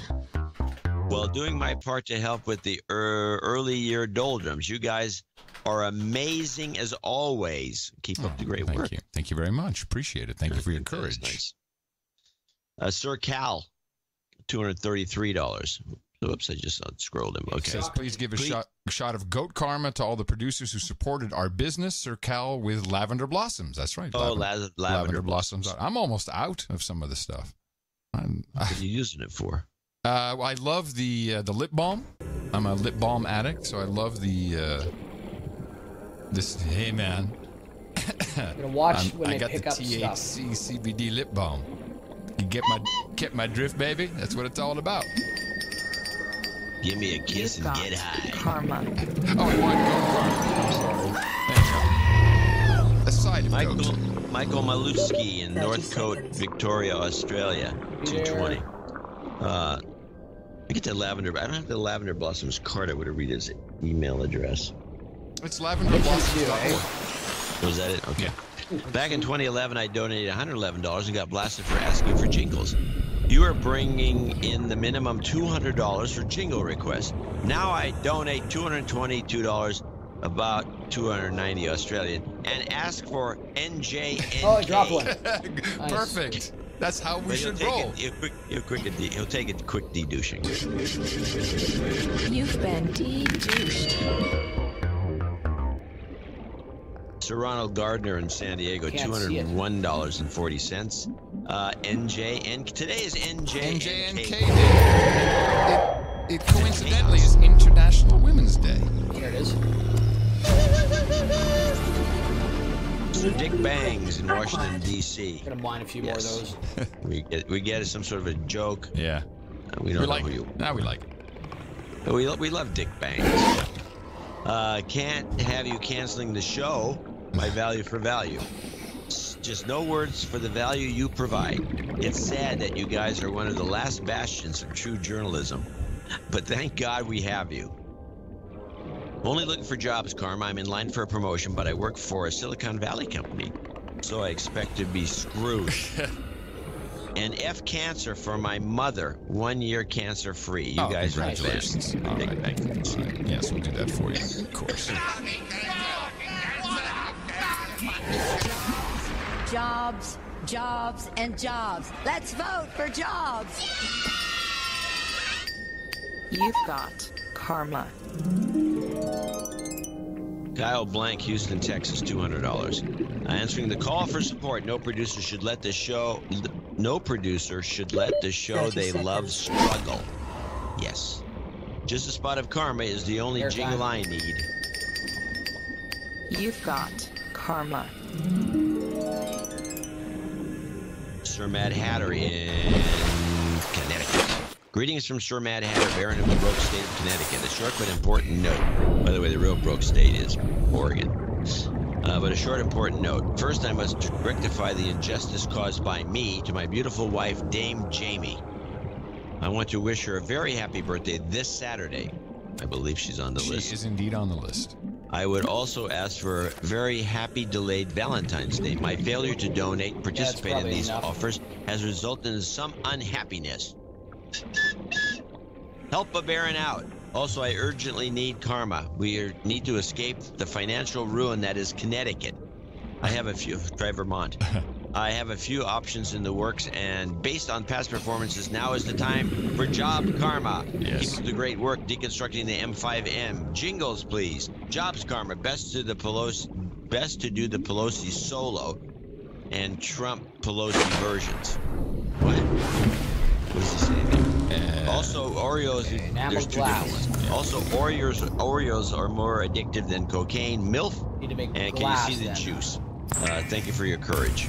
He says best to do the Pelosi solo and Trump Pelosi versions. Well, we can only do one, so I'll do the mixed version. Hopefully that's what you're looking for. That's one mother I'd like to. Oreos are just as addictive as cocaine. Oh my gosh. Can you see that juice? Jobs. Jobs. Jobs. Jobs. Jobs. And jobs. Let's vote for jobs. I wonder what Division 2 will have. Like, where's it going to be? You've got New York? karma. Could be New York. Joseph Pumphrey, USA. Answering the call, trying to make Knight's Step Up real. Can I get a few of the non-English in the mornings? Por la mañana. Okay, Ammo Glass. Like that? Yes. Yeah, did it. Yeah. What are you doing?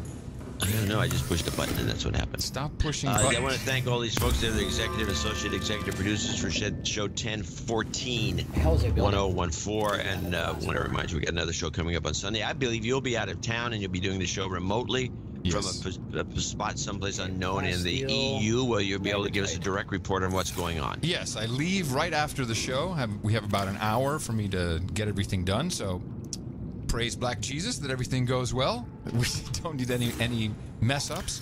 And, so Sunday show will be coming from the Netherlands, and I will definitely have a... there's a direct flight now during South by Southwest.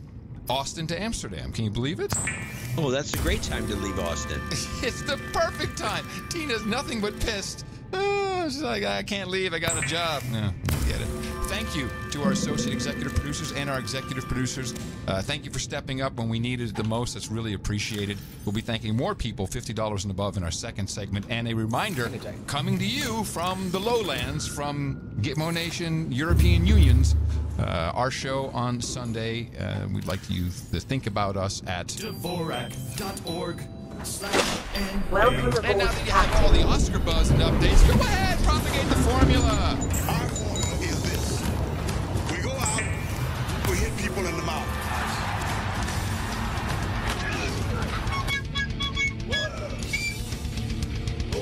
Shut up. Seal and Ruby. Not Ruby. Yes. Let's do a few new speaks and phrase from the Shays.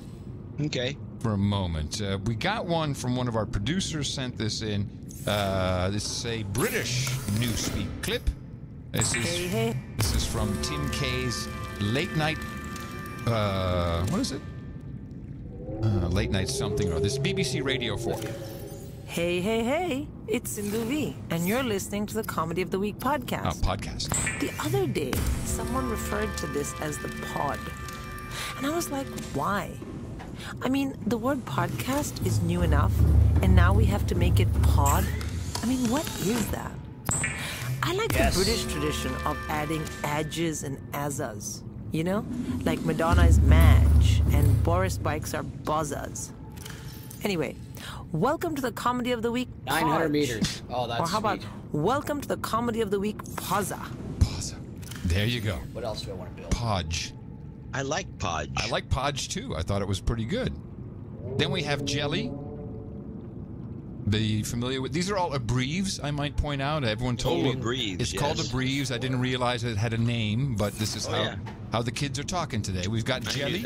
You got Jelly? You know Jelly? I don't know Jelly. Jelly Jealous is Jelly. Oh no, I didn't know that. Yes, Obvi. It's obvious you didn't know that. Yeah, obvious. You can figure that one out. Yes, obvious. Ambo. Ambo. Let me guess. Means you called for an ambulance. Diamond. Yes. Yes. Very good. Very good. Garbo. You went to take out the garbage. Yeah, garbage man. Very good. Very good. Posty. Postman. Yes. Let me see. Tradie. Tradie. That would mean tradie. You go into Trader Joe's. A tradesperson. Oh. Yeah. And then Servo. Servo is what moves the little actuator arm on the hard disk. Yes. Now, in this case, it's a service station, a gas station. Oh. As it turns out, these are words that Australians already use. Why am I not surprised? Yes, and they're ahead of the curve once again. They got all their words, and they've had their guns confiscated already. We haven't had that yet. So if you hear anyone using a word like deets, that would refer to the spray that keeps mosquitoes off. No, that would refer to details. Yes, details. Or a demo. That's all. That's it. That means you're gonna blow something up. Yes, or a reno. That means you're going to renovate your house. Yes, very good. You can just tell them that they are culturally appropriating Australians and they need to stop it right away. That's what you do. Those abbreves are all Australian. You're appropriating their culture and you should be ashamed of yourself. You racist. Chris Wilson say all these words with the right accent. Yes, that's exactly what you need to do. We'll be looking for a clip tomorrow. And I actually do have a real phrase from the Shays. Okay. What was the one that we had in the show that we wanted to look up? I don't recall. But I do have this one. Phrase from the Shays, from whence in time dost thou reside? Clue, spelled C-L-E-W. Clue. Okay, I have no idea what that means. Clue. A ball It's not a phrase, it's a word. It's a word from the Shays. Well, the phrase would be get a clue. C-L-E-W. And this is where, that right? Yes. So clue, we say C-L-U-E. Clue is a ball of wool, the thread of which might be used to guide one's path in a maze or labyrinth. Clue is the origin of the word clue, C-L-U-E, meaning fact or principle. And it comes from a clue, a ball of wool that you would use to guide yourself out of a maze or labyrinth. Wow. Tell me you don't learn something here. You learned something. I know you learned something on the show. That's right. Oh, wait, you can't close the segment? Oh, I'm sorry, you had one? Well, yeah, the phrase that the guy asked us about earlier, the tight as Dick's hat band. Oh, did you look it up? Yeah, I did. That's why I stopped it. You're going to do it now? Where you could have done it in the space commonly of the encountered jingle? phrase as tight as Dick's hat band or as queer as Dick's hat band. Oh. It means something is absurd, perverse, or peculiar. And its earlier appearance was in 1796. Vulgar was considered vulgar. Oh.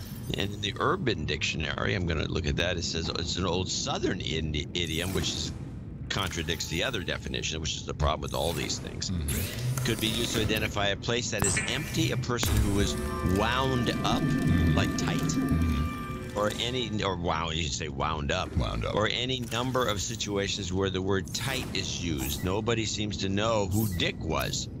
Apparently, he had a tough time keeping his hat on his head. So we don't know. We need to find. So the key to our research will have to be figure out who is Dick. Who is Dick? Phrase from the chase. You gotta be careful with this so-as. That lightweight one I want. Your so-as. Solage? You so-as. Oh, Yeah, so-as. Actually, I said once so-as. I'm catching it. Now but that I have to stop it. It's okay. I'll help you. Now that Hope Hicks is... Oh, man, Tina picked up awesome from somewhere. Oh, she's starting to say awesome all the time? No, well, she was, and it came from her work environment. In fact, it started when I came back from picking up my award, my Marconi Oeuvre Award, and she would say it, and I said, "Wow, did you just say awesome?" Oh my God! And that took us about 5 days, I would say, to get it out. Oh, awesome's a tough one to get rid of. Very hard. And she would go, "Oh, I said it again." It's really great. But when you love each other, like I love you, then you can just say that to each other, and you're like, all right. No one has to get triggered over the other it. person, instead of saying "fuck you," eat shit. Well, the balloon over my head says that, but for purposes of the love, I will just appreciate it. I noticed that I've been using some connectives, Berkeley Hummer style today, and my reads aren't good, so I didn't get enough sleep. Oh yeah, I had to get up early because you had to start the show early because you wanted to. Luckily, it's my fault. Early. Yep. It screwed me out. And by the way, next Sunday they changed the clocks. I know. But they don't change it in the Netherlands, I don't think. They change it a different time frame, like 2 weeks later. Maybe they already changed over. Well, it's going to be a mess because one of us is going to get the time wrong for the show on Sunday. Cool. And it won't be me. Oh, okay. Like the only person who's ever overslept during the time change on the show was, let me think. You. When? It happened once. I want to say when I was still in Los Angeles. So I think you dreamed it. Okay. State Department. Since Hope Hicks is gone, we only have one cutie left, Heather Nauert. Yeah, she's not quitting. She's not quitting, but man, this was an interesting exchange. Matt Lee back on the scene, and I think we might be able to see some Matt-Heather romance. That would be nice. It could happen. He's all over her like a cheap suit. This is regarding the video that Putin showed during his big televised speech. This was the animation of how his weapons were going to blow us up. And I think if you look at that video, kind of looks like the missiles are coming into Florida. Yeah, that's kind of Florida. Vital signs. And she was asked about this, and listen to her Dimension B kick in massively. Oh yeah. Well, clip one first. What I wanted to ask is about the statements made by President Putin this morning regarding these new weapons that he said had been tested. I'm wondering what what the diplomatic reaction to this is from Ms. Brewer. Yeah, certainly. I mean, I can tell you, many of us watched that speech with great interest here from the State Department, and I would imagine across U.S. government as well. One of the things I want to make clear, and we've talked about this type of thing before, that we're not going to react to every word or idea that world leaders express. It was certainly unfortunate to have watched the video animation that depicted a nuclear attack on the United States. I mean, that's something that we certainly did not enjoy watching. We don't regard that as the behavior of a responsible international player. So I just want to make that very clear. We just don't consider it to be responsible. So you are reacting to, you say you're not going to react to, but you feel... To every, but you know... He set a trap for her, didn't he? No kidding. We're not, but you just reacted to it. Very clear.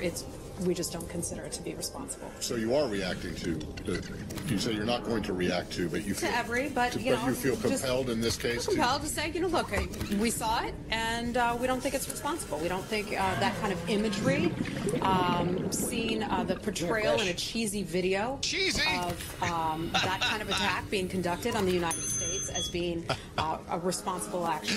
Cheesy? Come on, the production was pretty good. It wasn't all that bad, Heather. Now, it wasn't cheesy. It wasn't cheesy. Now we have in the State Department. By the way, just to stop you there, I don't know if you noticed this, but once in a while, if you get, depending on what kind of crazy software you can hook up on your machine, you can get a lot of very unusual feeds of video from different parts of the world. And Russian production at its highest level right now, in terms of, like, we used to always joke about it in the studio, but it looks like it was made in Russia because you don't have anybody, you're just up against a wall or something. Right. It's pretty dynamite. The Russians are doing tremendous, they have great television. Oh yeah, tremendous graphics and other things. It's really something. I think there's a couple of Russian channels on Pluto TV on the Roku.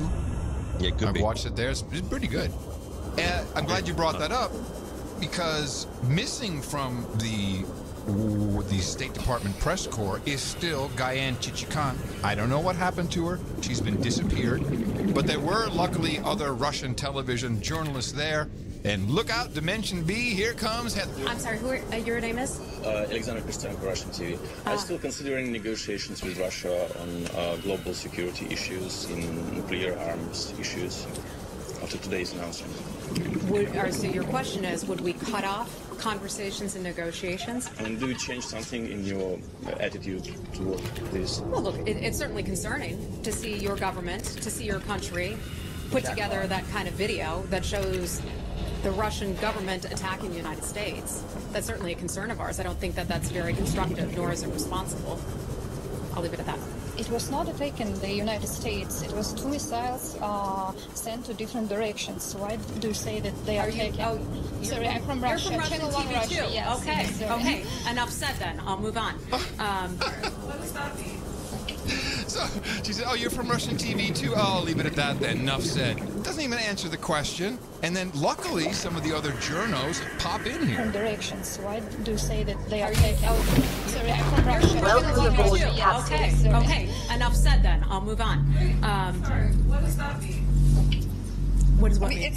mean? They're not officials of the Russian government. They're just asking a question about Russia. Oh, really? Okay. Well, we know that that RT and other Russian news or so-called news organizations are funded and directed by the Russian government. So if I don't have a whole lot of tolerance, Heather, can I just ask you one thing about this video?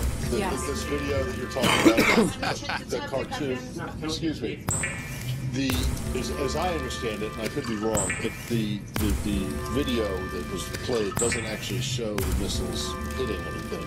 But I'm just asking, is it the assessment of the U.S. government that had the missiles in the video ended up at their presumed target? That target was the United States. Matt, I think it certainly looks like that. I'd ask you to go back and take a look at that. It's pretty clear what their target is. She's coming unglued. She's unhinged. She is. She's totally Dimension B. Oh, she's Dimension B. She's in chaos. Okay, so I looked up Diane Chichikan's Twitter account. Did she have a baby? She has not posted anything since August of 2017. I'm telling you, she's been disappeared. Something's up. We need to find her. Yeah, what happened? I don't know. We need to find her. We have Russians that listen to the show. Yep.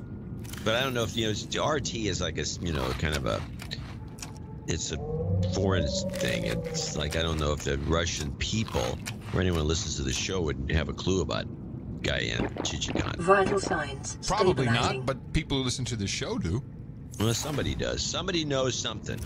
We have people that work in Washington, D.C., so they can tell us. Maybe she's imprisoned.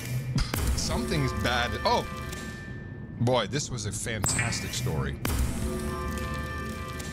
I think it was 2000. When was President Obama pushing the high-speed rail from California? That was long. That was in his first term, I think. Yes, and I remember us talking about it over and over again about how this ridiculous high-speed train, which was for a while there, it was really one of his mantras. He was saying, "Oh, you'll never have to take off your shoes. It'll be great." Right. And it was going to go from Los Angeles, I think, to Bakersfield, and then it's going from Fresno to Bakersfield, I think, is the real line here. Right. We're talking about. But then eventually to San Francisco, which is why I got kicked out of my apartment under eminent domain, because they built the bus terminal, which would somehow connect to the train. Yeah, they were going to run the train underground. This is going to cost so much money. Well, this is why I bring it up. The first track, which is 119 miles of bullet train track in the Central Valley, where there's nobody wanting to take a passenger. Nobody is going from Bakersfield to Fresno, wherever this is hooking up. The original budget was $6 billion for that 100 miles. Yes. And the WSP, the main consulting firm, formerly known as Parson Brinkerhoff, said, yeah, in order to do it, we're going to need an additional $2.8 billion. So total of, at this point, with another increase, it'll be about $11 billion just for that 119 miles of track. Well, approximately 30% over budget. Well, I have to mention something that happened at the Sacramento meetup. Oh. We had a training consultant to the industry, one of our listeners, producers, and he took me aside and said the problem with the high-speed rail, he says, you guys are on the right track about the high-speed rail. He says the real problem, though, that's not being discussed is the corruption, the state-level corruption. where all the assemblymen and all the people that are in this, all the Democrats that are running the state of California and Sacramento, they all have parcels of land that the train has to run through. He says, which is one of the reasons that it's not going to go through the Altamont Pass. It's going to go around through a bunch of little holdings, and every time the train goes through one of these little blocks of land that is owned by some guy, they have to pay up a bunch of money because they have to buy up the rights to the land. That's in the article. It says that was they underestimated. It's rife with corruption. It's rife with, this is a scam from the get-go, and all the idealists who voted yes on this stupid thing, which shows you how dumb the public is here. And because it was put up for a vote. Oh, yeah, we want high-speed rail from San Francisco. When I was at Mevio, I used to talk to some of the guys. I was anti this, and there was a bunch of people that worked there in the little production group I was amongst. Mm-hmm. And I asked them, each one of them, what would you ever take? When you have to have high-speed rail, would you ever take a high-speed rail train from San Francisco to Los Angeles? Oh, yeah, I'd go all the time. Wait until they see the price of the ticket. They may not want to go all the time. Here's Obama from back then. Imagine boarding a train in the center of a city. No racing to an airport and across a terminal, no delays, no sitting on the tarmac, no lost luggage, no taking off your shoes. All aboard, train's good, plane's bad. Woo-hoo! There we go. A blast from the past. Don't get me started. On the trains? I mean, this scam is outrageous. Yeah. And they're all behind it. I mean, it's going to bring down, Gavin Newsom finally threw in his hat into the ring for governor, and he's the slick operator that looks a little like Treat Williams in his heyday. Mm. And, he's kind of greasy, he's got all the right moves. He knows how to shake hands. He's really good with babies. Yeah. He's got the right looking wife after he got rid of Guilfoyle. And he's got a blonde wife who's a little more presentable. What's wrong with Guilfoyle? She's presentable. There's nothing wrong with her, but she looks a little loose. Oh, wow. Did I say that? Butt slam. Anyway, the point is this guy who if I was going to give him some advice, I would say, hey, it's not the 70s anymore. You don't want to wear an open shirt like some sort of a douchebag at the disco. Yeah. So he does that. He should put a T-shirt under it. He'd look a little more calm. But he's going to get caught up in this because everybody in the state government at all is involved in this scam, and they're going to lose. This is going to cost a lot of politicians their futures. What is needed? So we need a whistleblower. Well, the information's out there. According to this consultant, he says this is not a new. You don't need a whistleblower because it's public information. Huh? Nobody cares. Well, you are our resident train expert. I'm thinking you should dive into this. All right. What and what's that going to get me?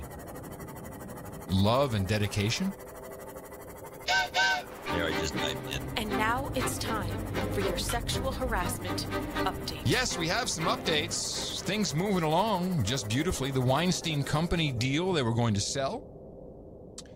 They already have $250 million in debt. The acquiring company has called off the acquisition because they found more debt in the cushion somewhere.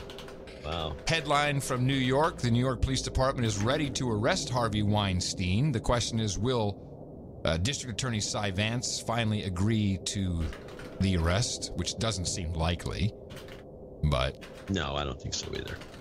We have a Harvard professor resigning amidst allegations. This is an interesting story. It's a tenured Harvard professor, and his name is Jorge Dominguez. And he's been placed on administrative leave for now, while investigations are ongoing regarding sexual harassment accusations that have spanned decades of his tenure at the school, according to the Washington Post. He stepped down from his administrative responsibilities Tuesday, will not teach during the spring 2018 semester, and will retire fully by the conclusion of the semester. The school found Dominguez guilty of serious misconduct in 1983. after female professor Terry Carl claimed he made unsolicited sexual advances, including groping and attempted kisses. And apparently that didn't stop there. Since 1983. What a douche. You know what the real scandal is at that level? And I know a professor at Stanford who told me this because he said that he wanted to become a professor just for this reason alone, is the grade swapping for sex. You think that really happens? I know it happens. It happens.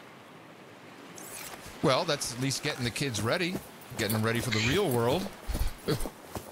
Yeah, so they come in, these girls, as women. Maybe there's something in the gay community that goes on and does something similar, but it's mostly women. And they're getting a lousy grade. They're going to get kicked out or whatever. The guy, you know, whatever goes on in the desk, locked door, grade suddenly goes to a B. Or who knows? Or an A, depending. Could be an A, but A's usually draw too much attention, so probably a B. Well, I'll take a little side road here since you bring this up. This is from the BBC. Apparently a big thing now in the UK, and I think it actually could fit under the #MeToo moniker, is rent for sex. I'm Ellie Flynn, an investigative journalist. I'm going undercover to expose the landlords who offer shelter in exchange for sexual acts. Oh, why bother? It is happening Need the money more than everywhere. need the He said sex. that the rooms become available because it's his daughter's and she went to uni in September. Room for a discreet bi-gay man. Must be okay with receiving anal. Free room in return for cooking, cleaning and oral once or twice a week. Sex for rent is wrong, it's cruel, it's immoral, and also it preys on the most vulnerable in society. Websites such as Craigslist are being used by corrupt individuals to advertise for free accommodation in return for sex. Yeah, I place this under net neutrality. We've got a lot of weird things happening with this Backpage law, and now you hear them, oh, well, you know, the Craigslist is advertising these sex for rent places. So be on the lookout for another nail in the coffin of free and open communication and discussion and advertising, etc. Lawful or legal content is now being written everywhere. This will be considered unlawful content, and it will, it will shut down a lot of things. Now, the final report I have for our sexual harassment update, I hate to say it. Sexual harassment. Let's back up a second. Since this is the sexual harassment update. Is it actually sexual harassment when a student, you know, gives a blowjob to a professor? Well, if you, and all of this is in the show notes. To get her grade up? Yeah, of course it's no. Who's harassing who? It's annoying. It's annoying. And therefore illegal. You cannot annoy children with your request for anal. Stop it. That's annoying, illegal. Forget that. Well, I would say that there is something illegal about the guys, if their landlords soliciting sex instead of money for their room and board, or to their rooms or whatever they're delivering here, as opposed to, because you can't make, for some, the society doesn't want to make the equation between sex and money, because then it would be an equivalency, which would then vary from person to person, because somebody's sex, which is just an act, somebody's sex would be worth more than somebody else's sex. In other words, if I was a hottie, let's use that word. Yeah, you should get the penthouse. You might get more, but of course, then there's actually the delivering of the sex. It doesn't necessarily have to be. There's a quality issue there. Some people could probably deliver sex better. Quality assurance. So it's racist, is what you're saying. It's racist. I don't think no, it's not inclusive. It's not inclusive. There's no diversity. There's a lot. Bad sex needs to be recognized. Yes, bad sex no matter what. It's still sex. There's a lot of issues here, and by the way, I want to mention to everybody listening to the show, we're the only guys who would ever talk about this in an open forum. If you want to call it a forum, we do have the chat room open. Because it'll probably get fired for talking about it. If I brought up the fact that somebody is giving away good grades for oral sex at a college or university, I'd get fired for just suggesting, you have any proof? In fact, you almost called me out. Well, that can't be going on. Yeah.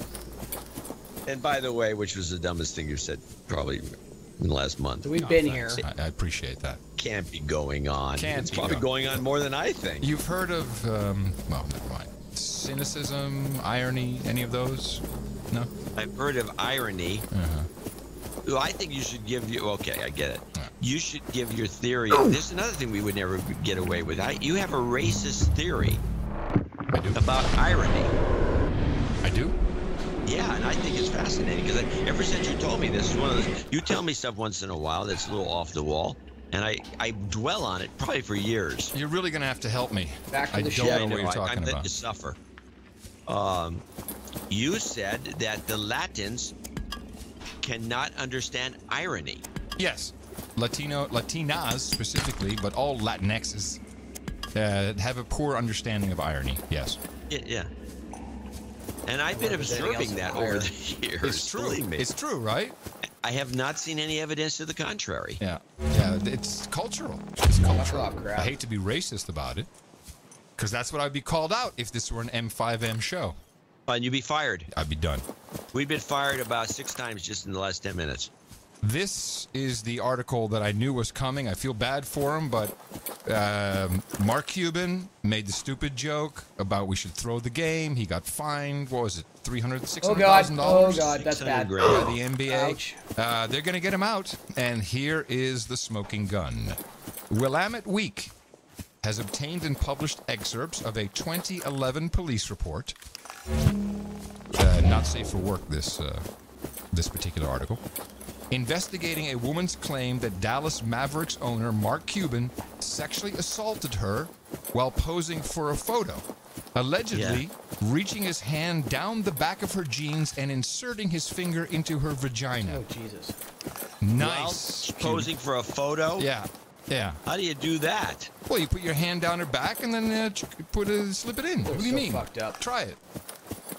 I gotta try it. During a photo shoot, you have photo evidence. Not a photo shoot. Well, yes, and they say, hold on. In both images, Cuban's right shoulder is lowered and he appears to be stretching his arm down. In one of the pictures, his arm can be seen behind the alleged victim and it appears Cuban is reaching down towards her buttocks. So we're waiting for more photographic evidence. Okay.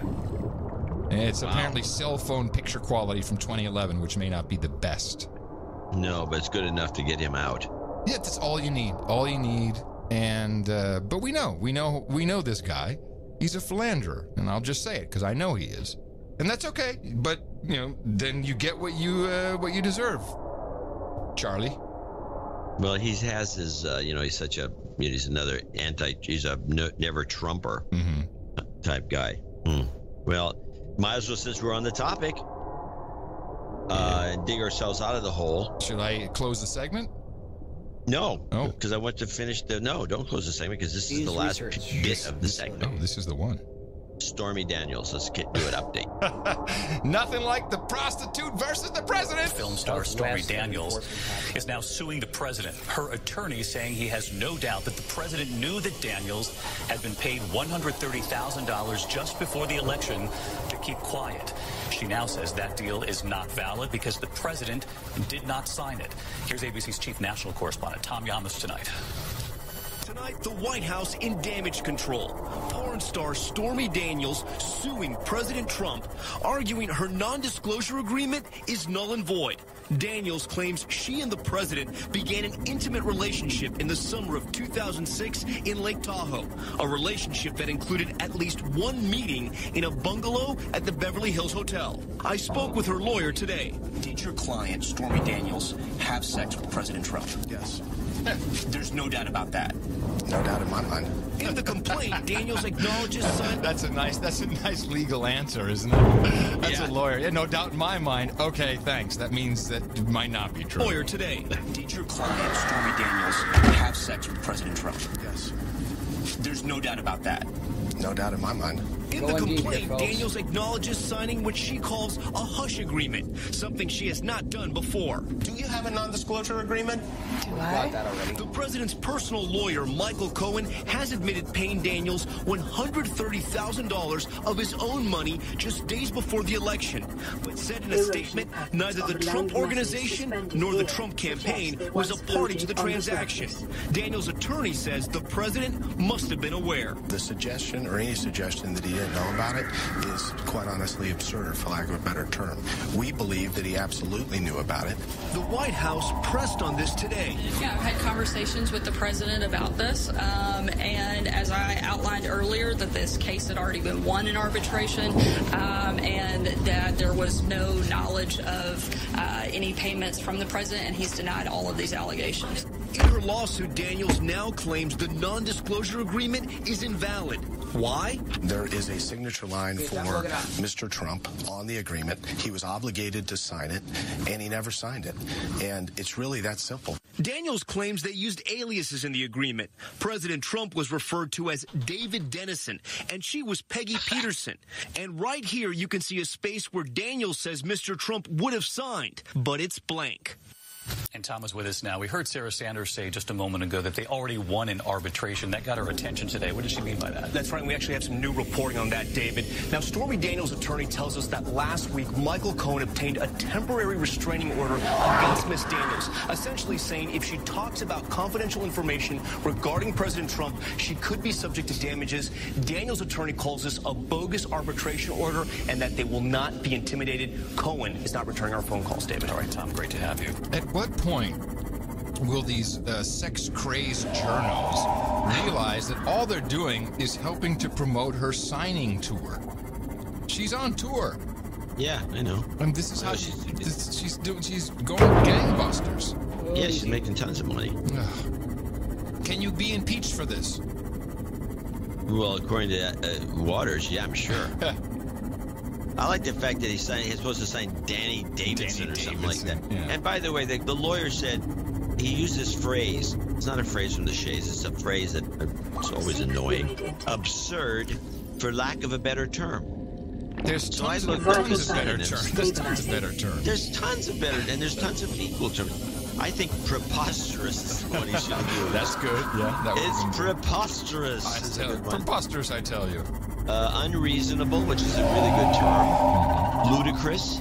Ludicrous is a better term, I think. Laughable works better in context. It's laughable. Irrational, illogical, goofy. There's tons of synonyms for absurd, for lack of a better term. Anyway, since we did this before, I just did it again. Looked into the thesaurus. And this concludes your sexual harassment update. Yeah, let me see. I have 3 clips I want to play. I'd like to take a break, actually. I am the timekeeper. Yeah, you are the timekeeper. And I'd like to read a note from one of our producers, as we're thanking a lot of people today. Hey, guys, just so you know, this recent donation snafu has pushed me into action. This is from producer Dustin. I reapplied for the $5 a month plan, and I'm fixing to send you guys $50 to get you through these times. Money has been a little tight since I've been prepping to move from Japan to America, but I digress. And then he has a whole note there, but I just wanted to thank him because when the $5 donors, they are very important, and we need to mention them from time to time. So thank you very much, Dustin, and let's thank a whole bunch of other people. I'm going to show my support by donating to No Agenda. Imagine all the people who could do that. Oh yeah, that'd be fab. Yeah, on No Agenda in the morning. All right, we do have a few people to thank for 1014, starting with Bruce or Amy Schwalm. And I say because it came one of those. They had both their names on, but I don't know who was. It's one of those bank checks. Right. But they came in 1, 2, 3, 4, 5 in Harrisburg, Pennsylvania. Home of WSQV, the Susquehanna Valley. Traffic on the 8th. That's right. Sir Alex, helper of the man from afar in Houston, Texas.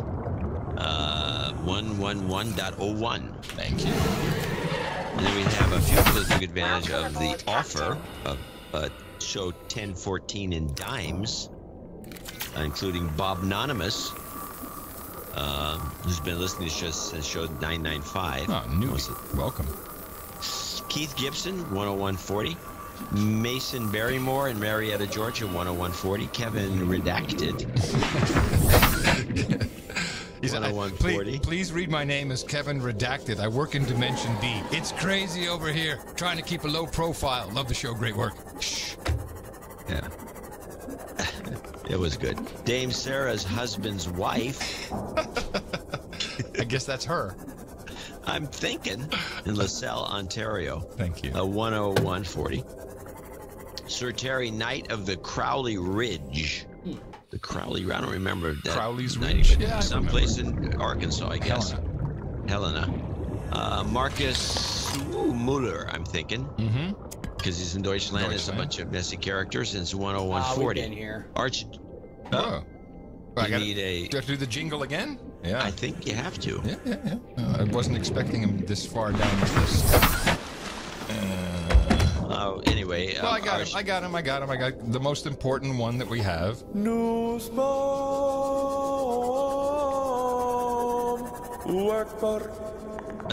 Archduke Nussbaum in Virginia Beach, Virginia, 101.40. Then we go to Todd Rathkamp, 101.01. Anonymous, 101.01 in South Orange, New Jersey. Cameron Jackson, Amarillo, Texas.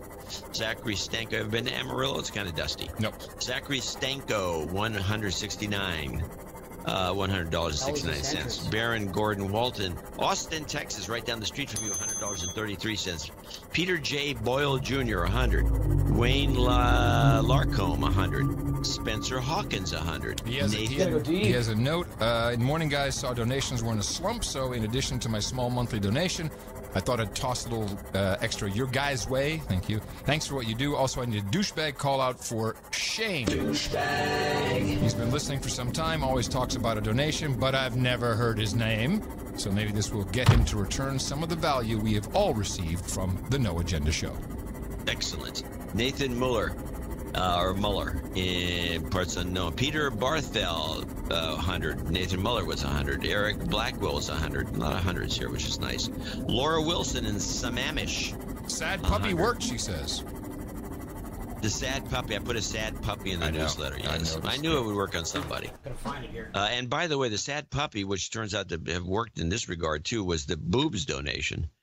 Even though I have a sad puppy donation, but it was already set for boobs. I left it at boobs. I didn't click on the puppy.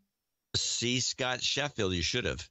100. And Bob Kelly. I'm sorry. Is that linkage a puppies joke? You should have. No, the boobs. If you link to boobs, is that because no? I'll give you the backstory. Puppies? No. Here's the backstory. There was a puppy donation that was on the list. I was going to put it in there. And so then when I had the puppy picture and I went to link to, this is part of the back end of the process, it popped up. It already had a link at that spot because I take old templates and put new stuff in it. And I said, wonder what that, oh, it's boobs. And then I decided I'll keep the boobs on there instead of using the more appropriate donation. So it was actually a mistake. I just felt a new book coming on, at least a giblet for the Amazons. Podcasting for Profit with Puppies by John C. Dvorak. I could do 10 pages on that. Profitable podcasting with puppies. I like it. I'll give you a call out at the forward. I'm writing the forward. What are you talking about? You are writing the forward. Okay, I'm good. Bob and Kelly Milligan, Elko, Nevada. Talking about that, so the NAB, I get, I get NAB National Association of Broadcasters. So I get this thing, NAB. We've got the special podcast. Oh, I got that too. Podcast Pavilion. Yeah, Podcast Pavilion. See the studio. see that perfect podcasting studio. Somebody who was there has to, or went. Is it this weekend? I think. Somebody has to send us pictures of the podcast pavilion. I was suggesting that I was going to suggest the exact same thing. Somebody that's going to NAB, and we have broadcasters that listen to us, has to go into that pavilion and take copious pictures of the perfect podcasting studio, because we've got to see it. Yeah. We weren't invited in this regard, I might add. No, I mean, why do that? No, there's a couple of PBS. I mean, John, if you read any article today about podcasting, it starts off like this. Thanks to Serial and Gimlet Media, whatever it is, podcasting's on the map. Yeah, pretty much. Yeah. Heaven forbid real workaday podcasters get any sort of recognition. Nobody even talks to them. No. Why bother? Why bother? And in fact, knowing the way the game's played, why bother? Why bother? Who cares? Bob and Kelly Milligan in Elko, Nevada. 100. Get a mushroom. David Flynn, 99.99 in El Paso. Chris, I guess it's Facer, F-A-C-E-R. Facer, yeah. Anonymous, 99. Sir Chris Gray of the Isle of Wight in Covington, Louisiana, 8888. 8888. This is Kisses. Eric Gronwood. Groenewoud. Groenewoud in Melkbosstrand. I'm trying to do the South African accent. It's Dutch, but sounding crazy. He's in, it's Afrikaner. Yeah. He's in Zaire or South Africa. South Africa. Herb Land, which is nice. We can get some feedback because we're if you're. Let us know if they're taking people's property. How's your water? No, I am not certain. Water. 0 day. Herb Land. Okay, here's the 88. Now listen to this. We got 1, 2, 3, 4, 5, 6, 7, 8, 9, 10. Holy moly! Boobs for the dog. So the boob dog was successful. Yes, I'm saying it was weird. I put boobs on really good pictures, knowing that it was be a good, funny Easter egg, but nothing. I've never gotten 10. Boob. Yeah. Herb Lamb, 8008. Sir S. Hammy Hambone of the Big Red One, which refers to, I believe, an army, the cavalry. 8008. Mark, it could refer to a lot of different things. Mark Cantoni Luciani in Toronto, and he needs jobs karma. We'll give him some of that at the end. Sam Sealer. He's also got something to do with Microsoft. Sam Sealer, 8008. Laura Willems, 8008. Michael Cowling in Pinetown, again, South Africa. Nice. You know, you talk about some water, and all of a sudden, donations start flowing. Yeah, he's in Cape Town, it looks like. He needs a de-douching. Let's give him that. You've been de-douched. Todd Petchik, 8008. Andy Wyatt, 8008. John D. Carney, 8008. And Xenophon Wolfmoon. I don't know if that's an Indian name or what. I like it. Boop. Laurent Bureau in Besançon, France. Hey, Laurent. Keep up the good work. Bonjour. Kevin Thomas in Smyrna, Georgia. Sir Got Nate here in Sebastopol, California, 6969. Sir Hugger of Kitties. By the way, Kevin Thomas was 75. Sir Hugger of Kitties, Arthur Gobetz from 6789. John Kolb III, 6666. Jonathan Colvert. I'm sorry, I just need to stop for a second. Sir Hugger of Kitties has a note. As I'm far over quadruple knight and thus a baron, I have finally chosen the name and protectorate. Sir Hugger of Kitties, Arthur Gobetz, it's Arthur Gobetz, Sir Hugger of Kitties, protector of the Groninger gasfields, Baron van Slochteren Huizingen. I'll practice that. So he actually has a title change officially. Oh, you gonna put that on there? Yeah, I'm gonna put it in the chat. I'll try and pronounce it all. I think that gas fields or something, there's a story about them that I think we covered some time ago. It's the one that's causing all this whole area they have to collapse. And they're not paying anybody for ruining their houses. They have earthquakes. Yeah, they had this the old those phony earthquakes, and it's ruined. So a lot of I remember seeing a special on this. There's a bunch of beautiful old Dutch houses that are all falling down, uninhabitable. Yeah, this and Void Zero lives up there, and it's real. I bet it is. Okay. They got to figure out what to do about this. Is ridiculous that that's allowed to continue. John Kolb III, 6666. Jonathan Colbert, Washington, D.C., 6660. This is it. I'm trying to read this. No, never mind. Max Turnquist in Somerville, Massachusetts, 6660. Kevin McLaughlin, Locust, North Carolina, 6660. Martin McIntyre. No, 6006. Oh, 6006. That's a little boobs. Oh, the little boobs, yeah. We don't get too many of those. Martin McIntyre's 5678. Actually, I should put a little boobs Easter egg in the next newsletter. I can't wait to see what the picture is. Martin McIntyre, Robert Hausner. Robert McIntyre, I'm sorry, he's 5678. Robert Hausner, 5655 in Ontario, Canada. Jason Howard, 5555. Austin Gilman, Dayton, Ohio, 5510. Double nickels on the dime with Keith Stephen Stoops. What the hell that thing is? Or Stevens. Christ. Sir Shaker Maker of the Black Forest in Middletown, Wisconsin, 5510. Miguel Lopez in Flanders, New Jersey, 5510. Aaron Lambert, 5433. Adam Brown, 5301. Michael Gates, 5280. G. McDonald, 5150. Ryan Kiefer, 5150. Sean Florian, 5069. He has a call out, gents. I'd like to call out Kyle as a douchebag. And Jobs Karma coming up for you. Benjamin Slater in Sheffield, UK. Robert Vogel in Franklin, North Carolina, and he's in for 50. And the following people are all $50 donors.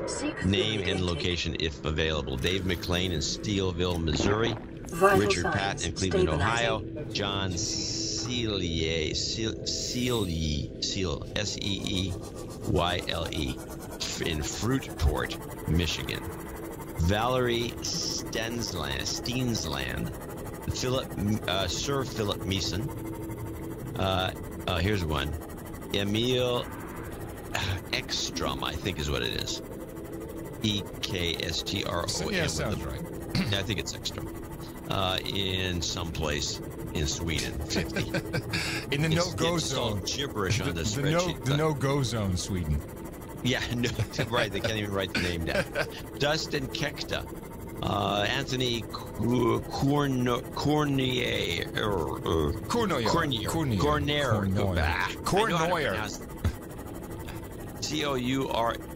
In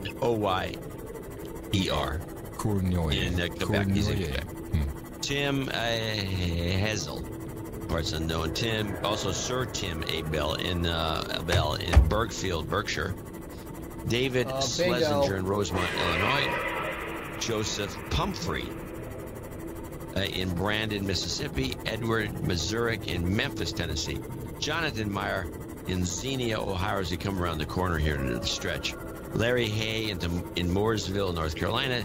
Todd Moore in Arlington, Virginia. Sir Zog of Elwood, Baron of the Des Plaines River Valley, to the sea floor. 50. Sir Brett Farrell, Oklahoma City, Oklahoma. And last but not least, Sir Brian Watson in Raleigh, North Carolina. I want to thank all these folks for making 2014 coming up after the plea in the newsletter coming up solid. Yes, for sure. 2014. Thank you very much. And also thank you to all the puppies who helped. Appreciate it. Because it is abuse of puppies, honestly. Interior walls in this section are substantially I think this now is the appropriate time to play Hillary Clinton barking. That's my request. Or contain it within. Whatever their I wasn't expecting that, but okay. Hillary Clinton barking.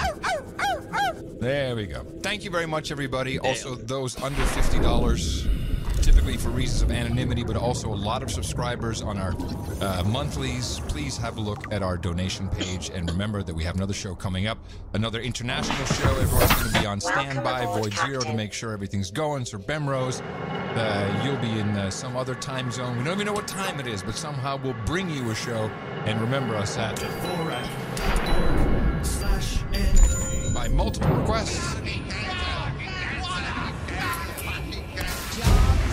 Jobs, jobs, and jobs. Let's vote for jobs. You've got karma.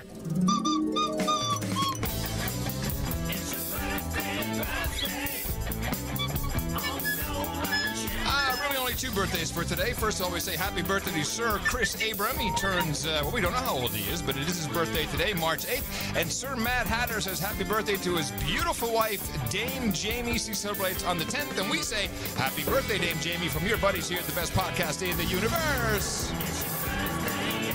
We've got one knighting today, so just need your bladage. Here it is. Yeah, you got your blade. Perfect. Residual biological evidence suggests indigenous life forms come were on, brought step up, to this sir. location Thanks to and your subjected support of to this intensive podcast, the study. universe, in an amount of $1,000 or more, I'm very proud to pronounce the KP. Sir Kiernan, Knight of Munster of the No Agenda Roundtable for you. We have hookers and blow rent boys and Chardonnay, English muffins with butter and honey, Captain Morgans and women with questionable reputation.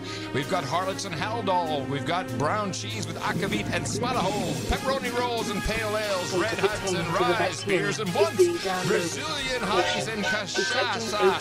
And of course, besides ginger ale and gerbils, we've got some mutton and meat right there for you at noagendanation.com/rings. Eric the Show will take care of you. Please head on over there. And when you get your ring, Sir Knight of Munster, make sure that you tweet out a picture. We really enjoy that. It is imperative you find a way to neutralize the infection.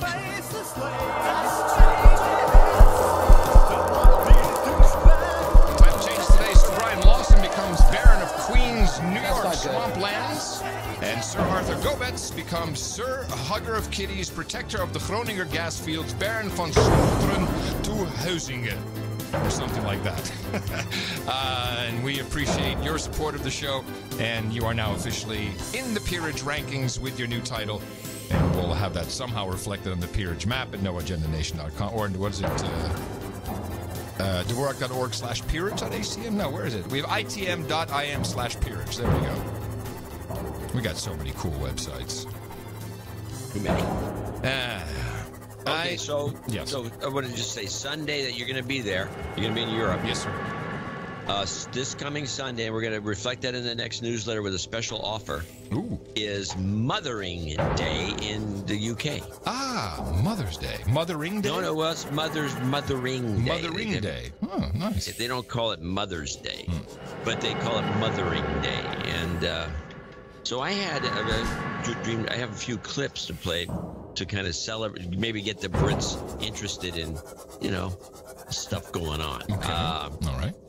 For example, we know the hardworking British have things to do and places to go, and so somebody did I guess LBC, one of these radio shows, they did a special report by sending in a kind of a secretly sending in a guy as an employee of Amazon in one of the warehouses. Which were the Amazon warehouses where they have slaves? Yeah, one of the great big ones in England. Where they have slaves? Where everyone's treated horribly? Well, that's kind of the impression you get. And above all, you have to apparently walk a lot if you have one of these jobs. And let's just listen to the report and see what you think. Lots of places that you wanted to get a kind of sample of different kinds of work. One was an Amazon warehouse, which sounds like it was something else, physically hard work. Yeah, I mean, it was physically hard. You weren't always, I mean, it was the minimum wage, which I mean, respect to the government, minimum wage increased during my time at Amazon, but the wage wasn't always, you didn't always receive. You received effectively below the minimum wage sometimes because the employment agencies weren't paying you properly. And it was like being in a sort of cartoonish version of George Orwell's 1984. It was a dystopian atmosphere where you were tracked around a warehouse with an electronic device where, as I say, you weren't paid properly for much of the work you actually did. You were reprimanded if you went to the toilet, and it was. Why were they tracking you? There was a device on you that kind of following you personally. Yeah, so it was around productivity. So there was this device which you'd have to carry around with you during your kind of 10 to 12 mile walk around the warehouse throughout your shift each day. And it would, if you were slow, it would send you a message. A message would ping through telling you that you needed to get your productivity up. I'm disappointed it didn't shock them, etc. If you were off sick, a day off sick, you'd be disciplined effectively with this point system they had there.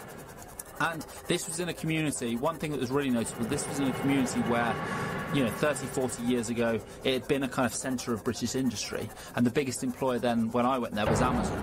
So there was this underlying resentment in the community, which I noticed at this the kind of the way that the place had effectively got worse in the past, in recent decades. You were literally walking miles every day. What were you doing? It's such an enormous warehouse. What are you going? Collecting bits of stuff off a shelf and putting it into a package, or what's how did it work? I mean, I've ordered things from Amazon in the past. I mean, when you order something off the website, we were order picking. So we were walking around a warehouse the size of 10 football pitches, located kind of hidden away in the Staffordshire countryside, picking the various items off the shelves that Amazon customers had ordered. And you'd walk around. My average was around at 10, 11 miles a day, but some people would be walking up to 15 miles a day. Let me understand this. They are upset about the walking, that's clear. It's too much walking. Too much walking. And they're being tracked. I mean, this is coming from the country whose government puts cameras in their trash bins to see if they're throwing the right shit out in the right bin. Yeah. And they're complaining about this? Apparently, yeah. I have a great idea. And this would fix Brexit, too. You ready? I'm ready. Make the United Kingdom the central Amazon hub for all of the EU. Because if they're already the largest employer, just have everyone employed by Amazon. There you go. They can change it to Amazon K, the Amazon Kingdom. Amazon, the Kingdom of Amazon. AK.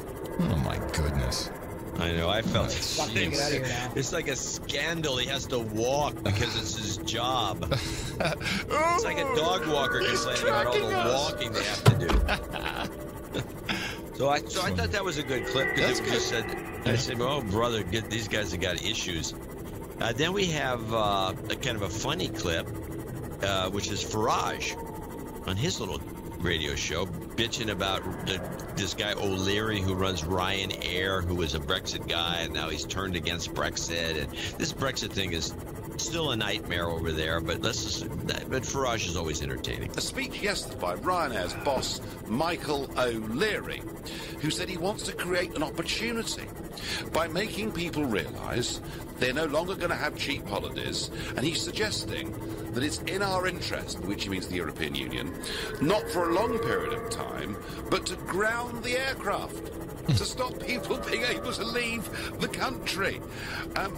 He thinks by doing this, he'll persuade the average British voter they were lied to in the Brexit debate, and they'll all change their minds. Well, I have to say, Mr. O'Leary, you're pretty much true to form, aren't you? There was a time a few years ago when you called the European Commission the evil empire, and you said in the first referendum on Dublin that the Irish should vote no. For some reason, you become a convert to the European project. I'm sure that money and deals have absolutely nothing to do with it. I'm sure it's genuine in every way. And, of course, I have had the misfortune to meet Mr. O'Leary in the past. And I think, frankly, what he's saying here is simply disgusting. Good old Nigel. And Nigel going off on that guy. Now, the last one I have, which I think is really a outstanding clip. Just about that clip, you know what I like most about that Farage clip? Is that it was recorded from the AM transmitter. AM is still such a cultural thing in the UK. Yeah, well, it is here, too, if you listen to right-wing talk radio. Yeah, but lots of talk radio is still AM in the UK. Yeah. And people really like it. Well, it gets, it has... The signal gets out. The signal gets out. I'll tell you that. I mean, at night, I can pick up, if I'm up in Washington... Pittsburgh, on the wireless. On the wireless, I can pick up most of the Los Angeles stations. Oh, I hope this is not a dead end. Yeah, Washington State. Anyway, now this is Peter Hitchens, who is Christopher Hitchens' brother.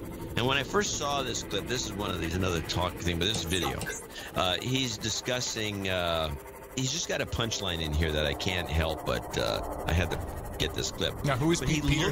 Who is Peter Hitchens? Open He's space. Christopher Hitchens, the British intellectual who died recently, who's the atheist. And he was, okay, gotcha. He's a very famous guy, and Peter looks just like him, and kind of sounds like him, a little more muddy. You know, the British upper class has the mud in there.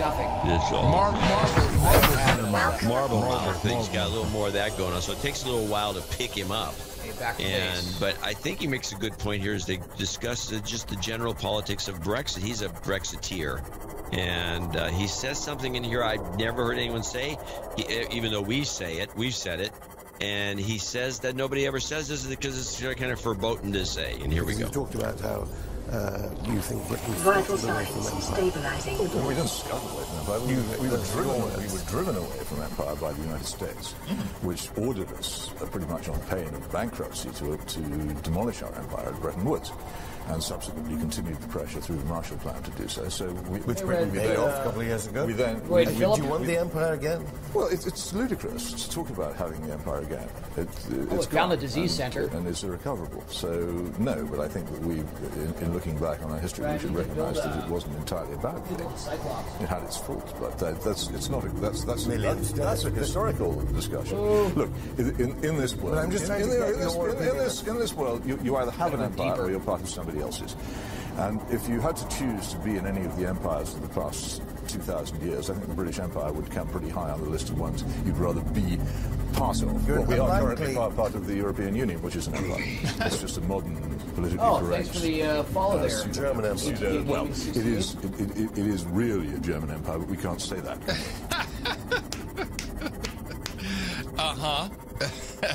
Yeah, of course it's a German empire. We know who runs the show.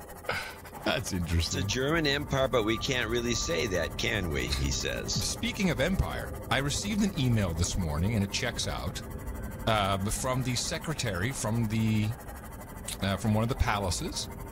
I have been invited by His and Her Majesties, the King and Queen of the Netherlands, for a luncheon on April 11th. Well, you're going to be jet-setting. I don't know if I'm going. They said, you have to go. They said, we'd like to send you an invitation. I said, okay, here's my address. And she said, oh, do you have an address in the Netherlands by any chance? Why would that be? They can't send anything overseas? Is that illegal? Or cost them maybe the post office cost another 10 cents. It's too expensive. I think it's free if they send it within Holland, but if they got to send it to Texas, then it costs money. Yeah, like $5 probably. I'm like, it would be a quick turnaround to go back, but it's very tempting. Oh, I wouldn't think twice about it. It's very tempting. Can you imagine? Yeah, you have to go. The paparazzi will be there. You'll be boosted again. If I do that, then I'll have had the Queen of England.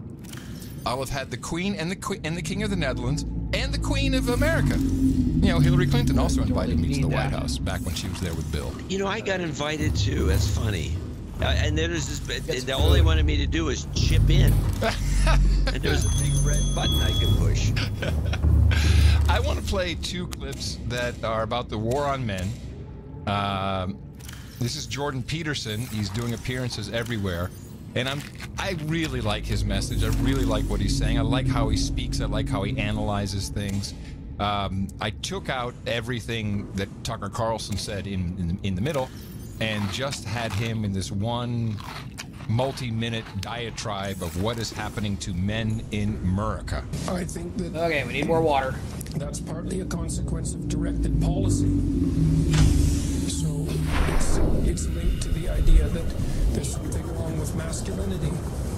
And so that the expression of masculinity should be limited in all sorts of arbitrary ways. The fact that kids can't really play at schools anymore is a manifestation of that. The fact that male behavior is often diagnosed as attention deficit disorder, for example, is a manifestation of that. The elimination of competition as a valid form of human interaction, and the failure to recognize recognize that competitive sports, for example, are deeply cooperative in their fundamental nature, as long as everyone is playing by the rules, obviously. So there's that's a large part of it, because it's easy to mistake masculine competence for the tyranny that hypothetically drives the patriarchy. It's part of an ideological worldview that sees the entire history of mankind as the oppression of women by men, which is a dreadful way of looking at the world, a very pathological way of looking at the world. It's not like men and women always get along any more than men and men get along, or women and women for that matter. But fundamentally, human history is a cooperative enterprise, and men and women have lifted themselves out of the mire over millennia in their cooperative endeavor. And to describe that as centuries of the oppression of women by men is an absolutely reprehensible ideological rewrite of history. And it's what's taught in the humanities and in much of the social sciences at universities, and increasingly in the public education system. It's taken as an unassailable fact. I mean, if you're made out to be a potential manifestation of rape culture, if you're part of toxic masculinity, if your competitive drive is regarded as part of a tyrannical impulse, if the heritage to which you belong is regarded as an oppressive patriarchy, then how in the world are you going to step forward with confidence and shoulder that what would you call it, that burden? Why would you? Why wouldn't you just step aside and retreat, which is exactly what's happening? I don't know if they are precisely allowing it to happen. It's very insidious, the ideological movement that's driving this, part of the radical left, I would say, it's a very insidious movement. It's not an easy thing to resist. A lot of it occurs, well, for example, it occurs in the school system increasingly. I mean, it isn't clear they're not men that are reacting to that, that's boys. It's not clear what they're supposed to do about it. And he also gave us some advice about what to do about this problem. And really, if you were to give parents of boys one piece of advice for how, in their small way, they can fight against this trend for the sake of their own boys, what would it be? Well, I would say, first of all, encourage them. And I mean that most deeply, is that to encourage someone is to instill courage in them, to support their courage. And that doesn't mean protect them from what's dangerous. It means teach them that they can rely on themselves to prevail, even in the darkest of circumstances. That's part of it. Taking water. More specifically, and this is specific advice for parents, if you have your children in a school and they talk about equity, and there's a class and they talk about equity, diversity, inclusivity, white privilege, systemic racism, any of that, you take your children out of the class. They're not being educated, they're being indoctrinated. And there's absolutely no excuse for it. There you go. Yep, I agree with that 100%. A lone voice in the wilderness. The front cover of this week's Hollywood Reporter has the cast, the four of the actors. The beta males. Rise of the beta male. We're doomed. Well, meanwhile, since it is the International Year of the Woman, Theresa May gave a little spiel on this regard, and it makes it sound as though, hey, this is all bullcrap. She doesn't say this, but this is what you come away with. Water. This is all bullcrap. The women have already taken over the place. In 2018, United Kingdom's most senior judge is a woman. The Commissioner of the Metropolitan Police is a woman. The Director of the National Crime Agency is a woman. Women serve as England's Chief Fire Officer and Chief Medical Officer. The CBI and the TUC are both headed by women. Cyclops At Holyrood, a female First Minister debates against a female opposition leader. In the National Assembly for Wales, a woman leads the third party. The two largest parties in Northern Ireland are led by women. And at Westminster, where suffragettes chained themselves to statues and hid in a broom cupboard on census night, the leaders of the House of Commons and the House of Lords are women. Black Rod, whose predecessor ejected suffragettes from the palace precincts, is a woman. A century ago, the Home Secretary and Director of Public Prosecutions were grappling with the direct action of suffragettes. Today, both those offices are held by women. Okay, we're going to go back to the Aurora. And as the woman at the head of our country's government, a century after my grandmothers were first given the right to vote, my mission is clear. To build that better future for all our people. A country that works for everyone. And a democracy in which every voice is heard. We're all gonna die! We're all gonna die! Yeah, well, there you go. I guess her work is done. Yeah, that's what it looks like to me. Oh, jeez. Got a kick out of it. Hey, John. Yeah, we have waypoint. I gotta go. I gotta go. Yes, I have one more clip. Then we can leave on that because I do have to bring people up to date worldwide on the catastrophic weather that we're having on the East Coast. But I have some commentary to make, and I will play this clip, and then I'll have to tell you what is actually going on here that I find just kind of annoying. Battling an oyster is never easy. Battling two in less than a week is taking its toll. March is no good.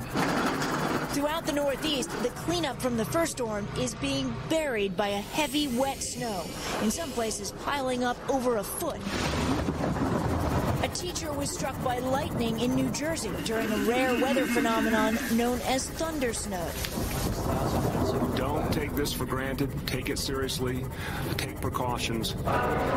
More than 2,000 flights canceled today. This is exhausting, actually. Tens of thousands of people remain without power in the region. We've been out of power since Friday, and we've been so cold. For Lori and Terry Lechtaler, who live north of New York City, no electricity also means no water. This should last us maybe a couple of days if we're conservative. Power crews, even in the driving wind and snow, installed new poles and new lines. One street we go down, you got poles down, and then you go down the next street and you got more poles down. The local power company is calling in reinforcements, while some are calling for the head of that company to be fired. Along the coast, massive waves flooded roads and homes. In Massachusetts, communities still underwater from last week's storm could be facing even more water. Okay. A couple of things. These little communities, a lot of them, especially in the East Coast, and you may remember this, they banned wood-burning stoves. Yes. So the power goes out, and they're using electrical heating or even gas. Sometimes the gas lines are gone too. They can't warm themselves up. This guy says, "Oh, it's cold. I'm so cold." Yeah, well, if they hadn't passed all these laws against wood-burning stoves, there's wood everywhere because it's fallen into the streets. You could have a night, be nice, warm, and cozy. But no. Okay, so there's a little policy problem. The second one is the idiocy of the people themselves. They show us seeing these women. They're talking about they show the back of their RV, and it's got a bunch of like 5 or 6 plastic giant jugs of water. And she says, "I don't know. This is all the water we could get." They had to go bring it in from somewhere because I guess there's no water flowing through the pipes. And she says, "I don't know what we're going to do if we run out." She is standing in a 5-foot snowdrift. She's completely surrounded by snow. How about turn that into water? Well, that's what I told this to Mimi, and she could just start laughing so hard.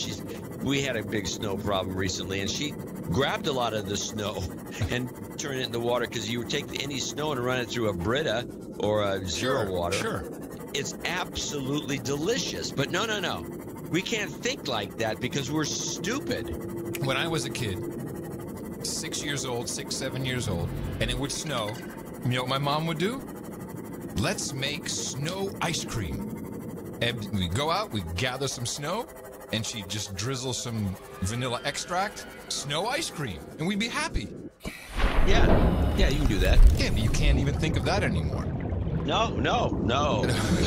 Ice cream. Can't even go that far. No, we're going to die of lack of water in this snowdrift. That's like the Irish dying when they had no potatoes, but there was fish right off the coast.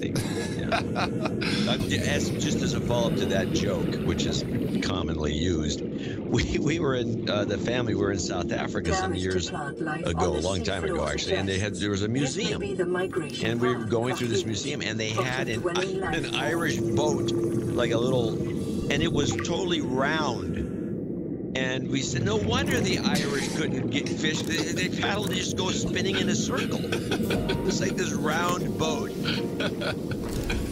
Hey, nothing against the Irish. No, we love the Irish. We love yous. For sure. We love the Irish. All right, I'll be doing post-production post-haste. Getting my ass out of here, off to the lowlands. I will have a full European Union report from the German Empire, known as the European Union. That's how we should address it from now on. I think from now on, that's it. You nailed it. And we'd appreciate you thinking about us for the next show. Dvorak.org/NA. You know the jingle.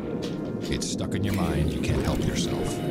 Coming to you from downtown Austin, Tejas, capital of the Drone Star State. It's FEMA Region 6 and all the governmental maps. In the 5x9 Cludio and the common law condo. In the morning, everybody, I'm Adam Curry. And from northern Silicon Valley, where I do have my Alexa laughing at me, I'm John C. Dvorak. We return on Sunday, as said, from the lowlands, a multi-international, culty time zone show. 30 seconds. Until then, adios, mofos. Call for the taxi. Call for the taxi. Oh, you son of a bitch. Call for the taxi. Welcome aboard, Captain.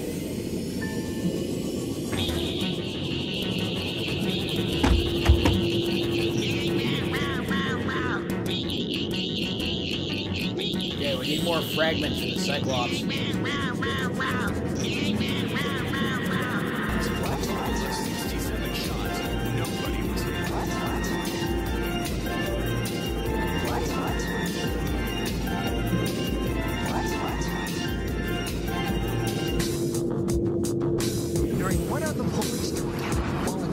Reasonably inadequate. We got him. He's in there. From West Oakland? From West Oakland? Is the murder suspect. Accusers. A total of 67 shots. Nobody was hit. What would it actually take? West Oakland? All the way talking about from West Oakland to downtown. There we go. What would it actually take? Swamp talking about from West Oakland. It's the highest they have ever talking about from West Oakland to inadequate. We got him. He's in there. What are the police doing? A total of 67 shots. Nobody was hit.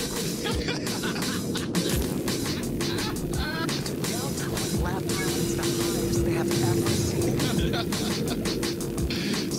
67 shots, nobody got hit. San Francisco, everybody. Beautiful. Now, all the way up lab towns and smartphones. Also, chests.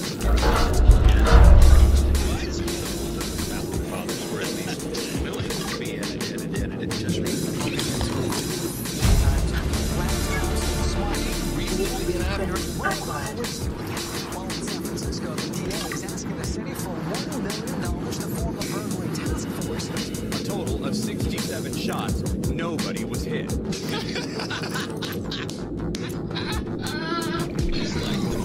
What are they doing? Here's the story of a bunch of snowflakes who were trampling on Okay, let's go get some air and we'll come back.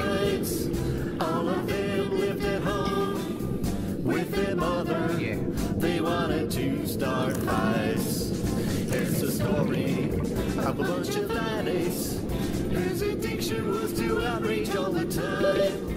They got Gotcha, running out of air. up into a frenzy, thought they commit some crimes.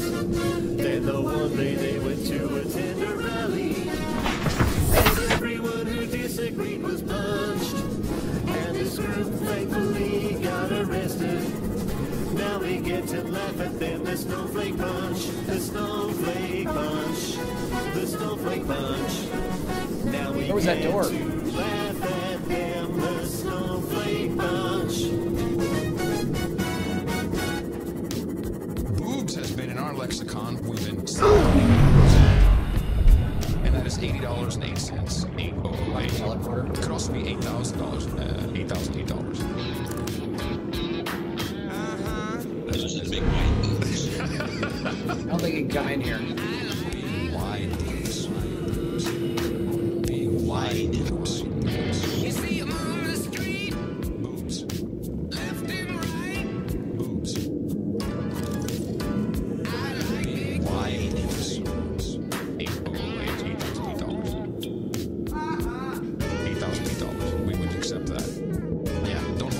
for that donation. Yeah, whatever.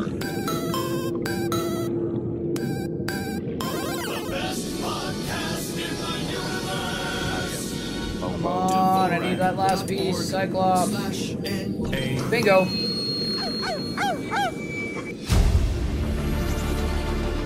New blueprint acquired. Okay, we have acquired the Cyclops. You're listening to NoAgendaStream.com. God, both All times. talk, no commercials. That next. No agenda. You're listening to NoAgendaStream.com. All talk, no commercials, no Okay, agenda. let's get out of here before I drown.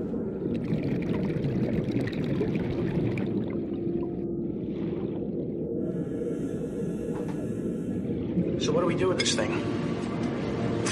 You know, I never thought to hear myself say such a thing, but I believe we should consider destroying it.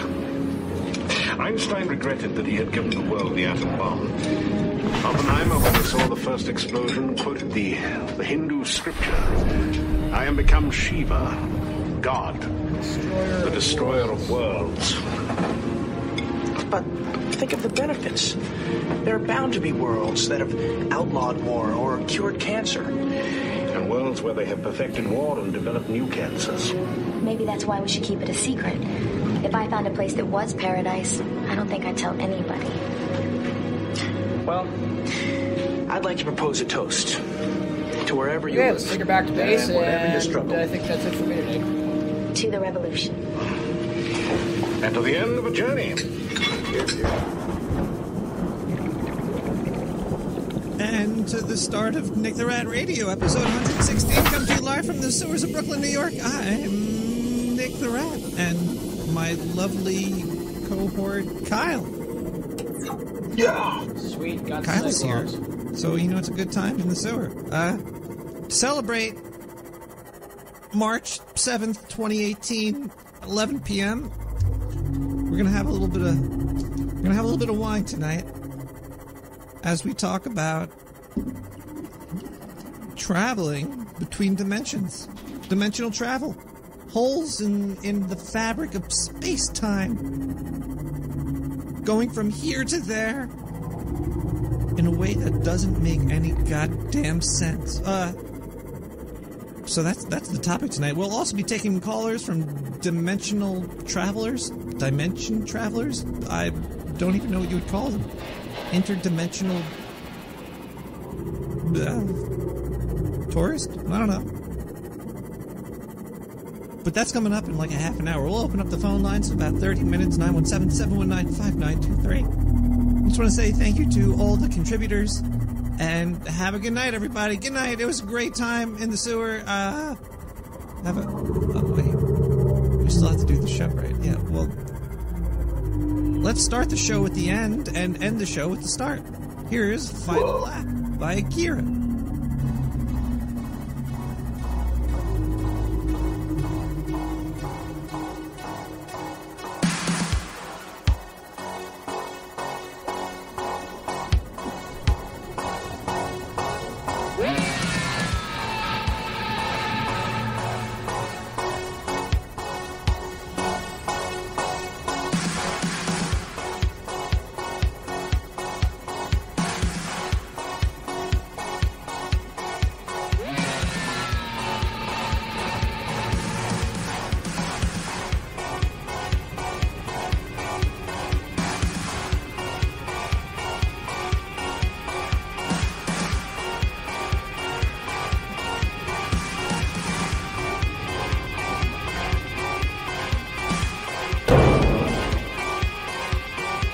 Oh, yes.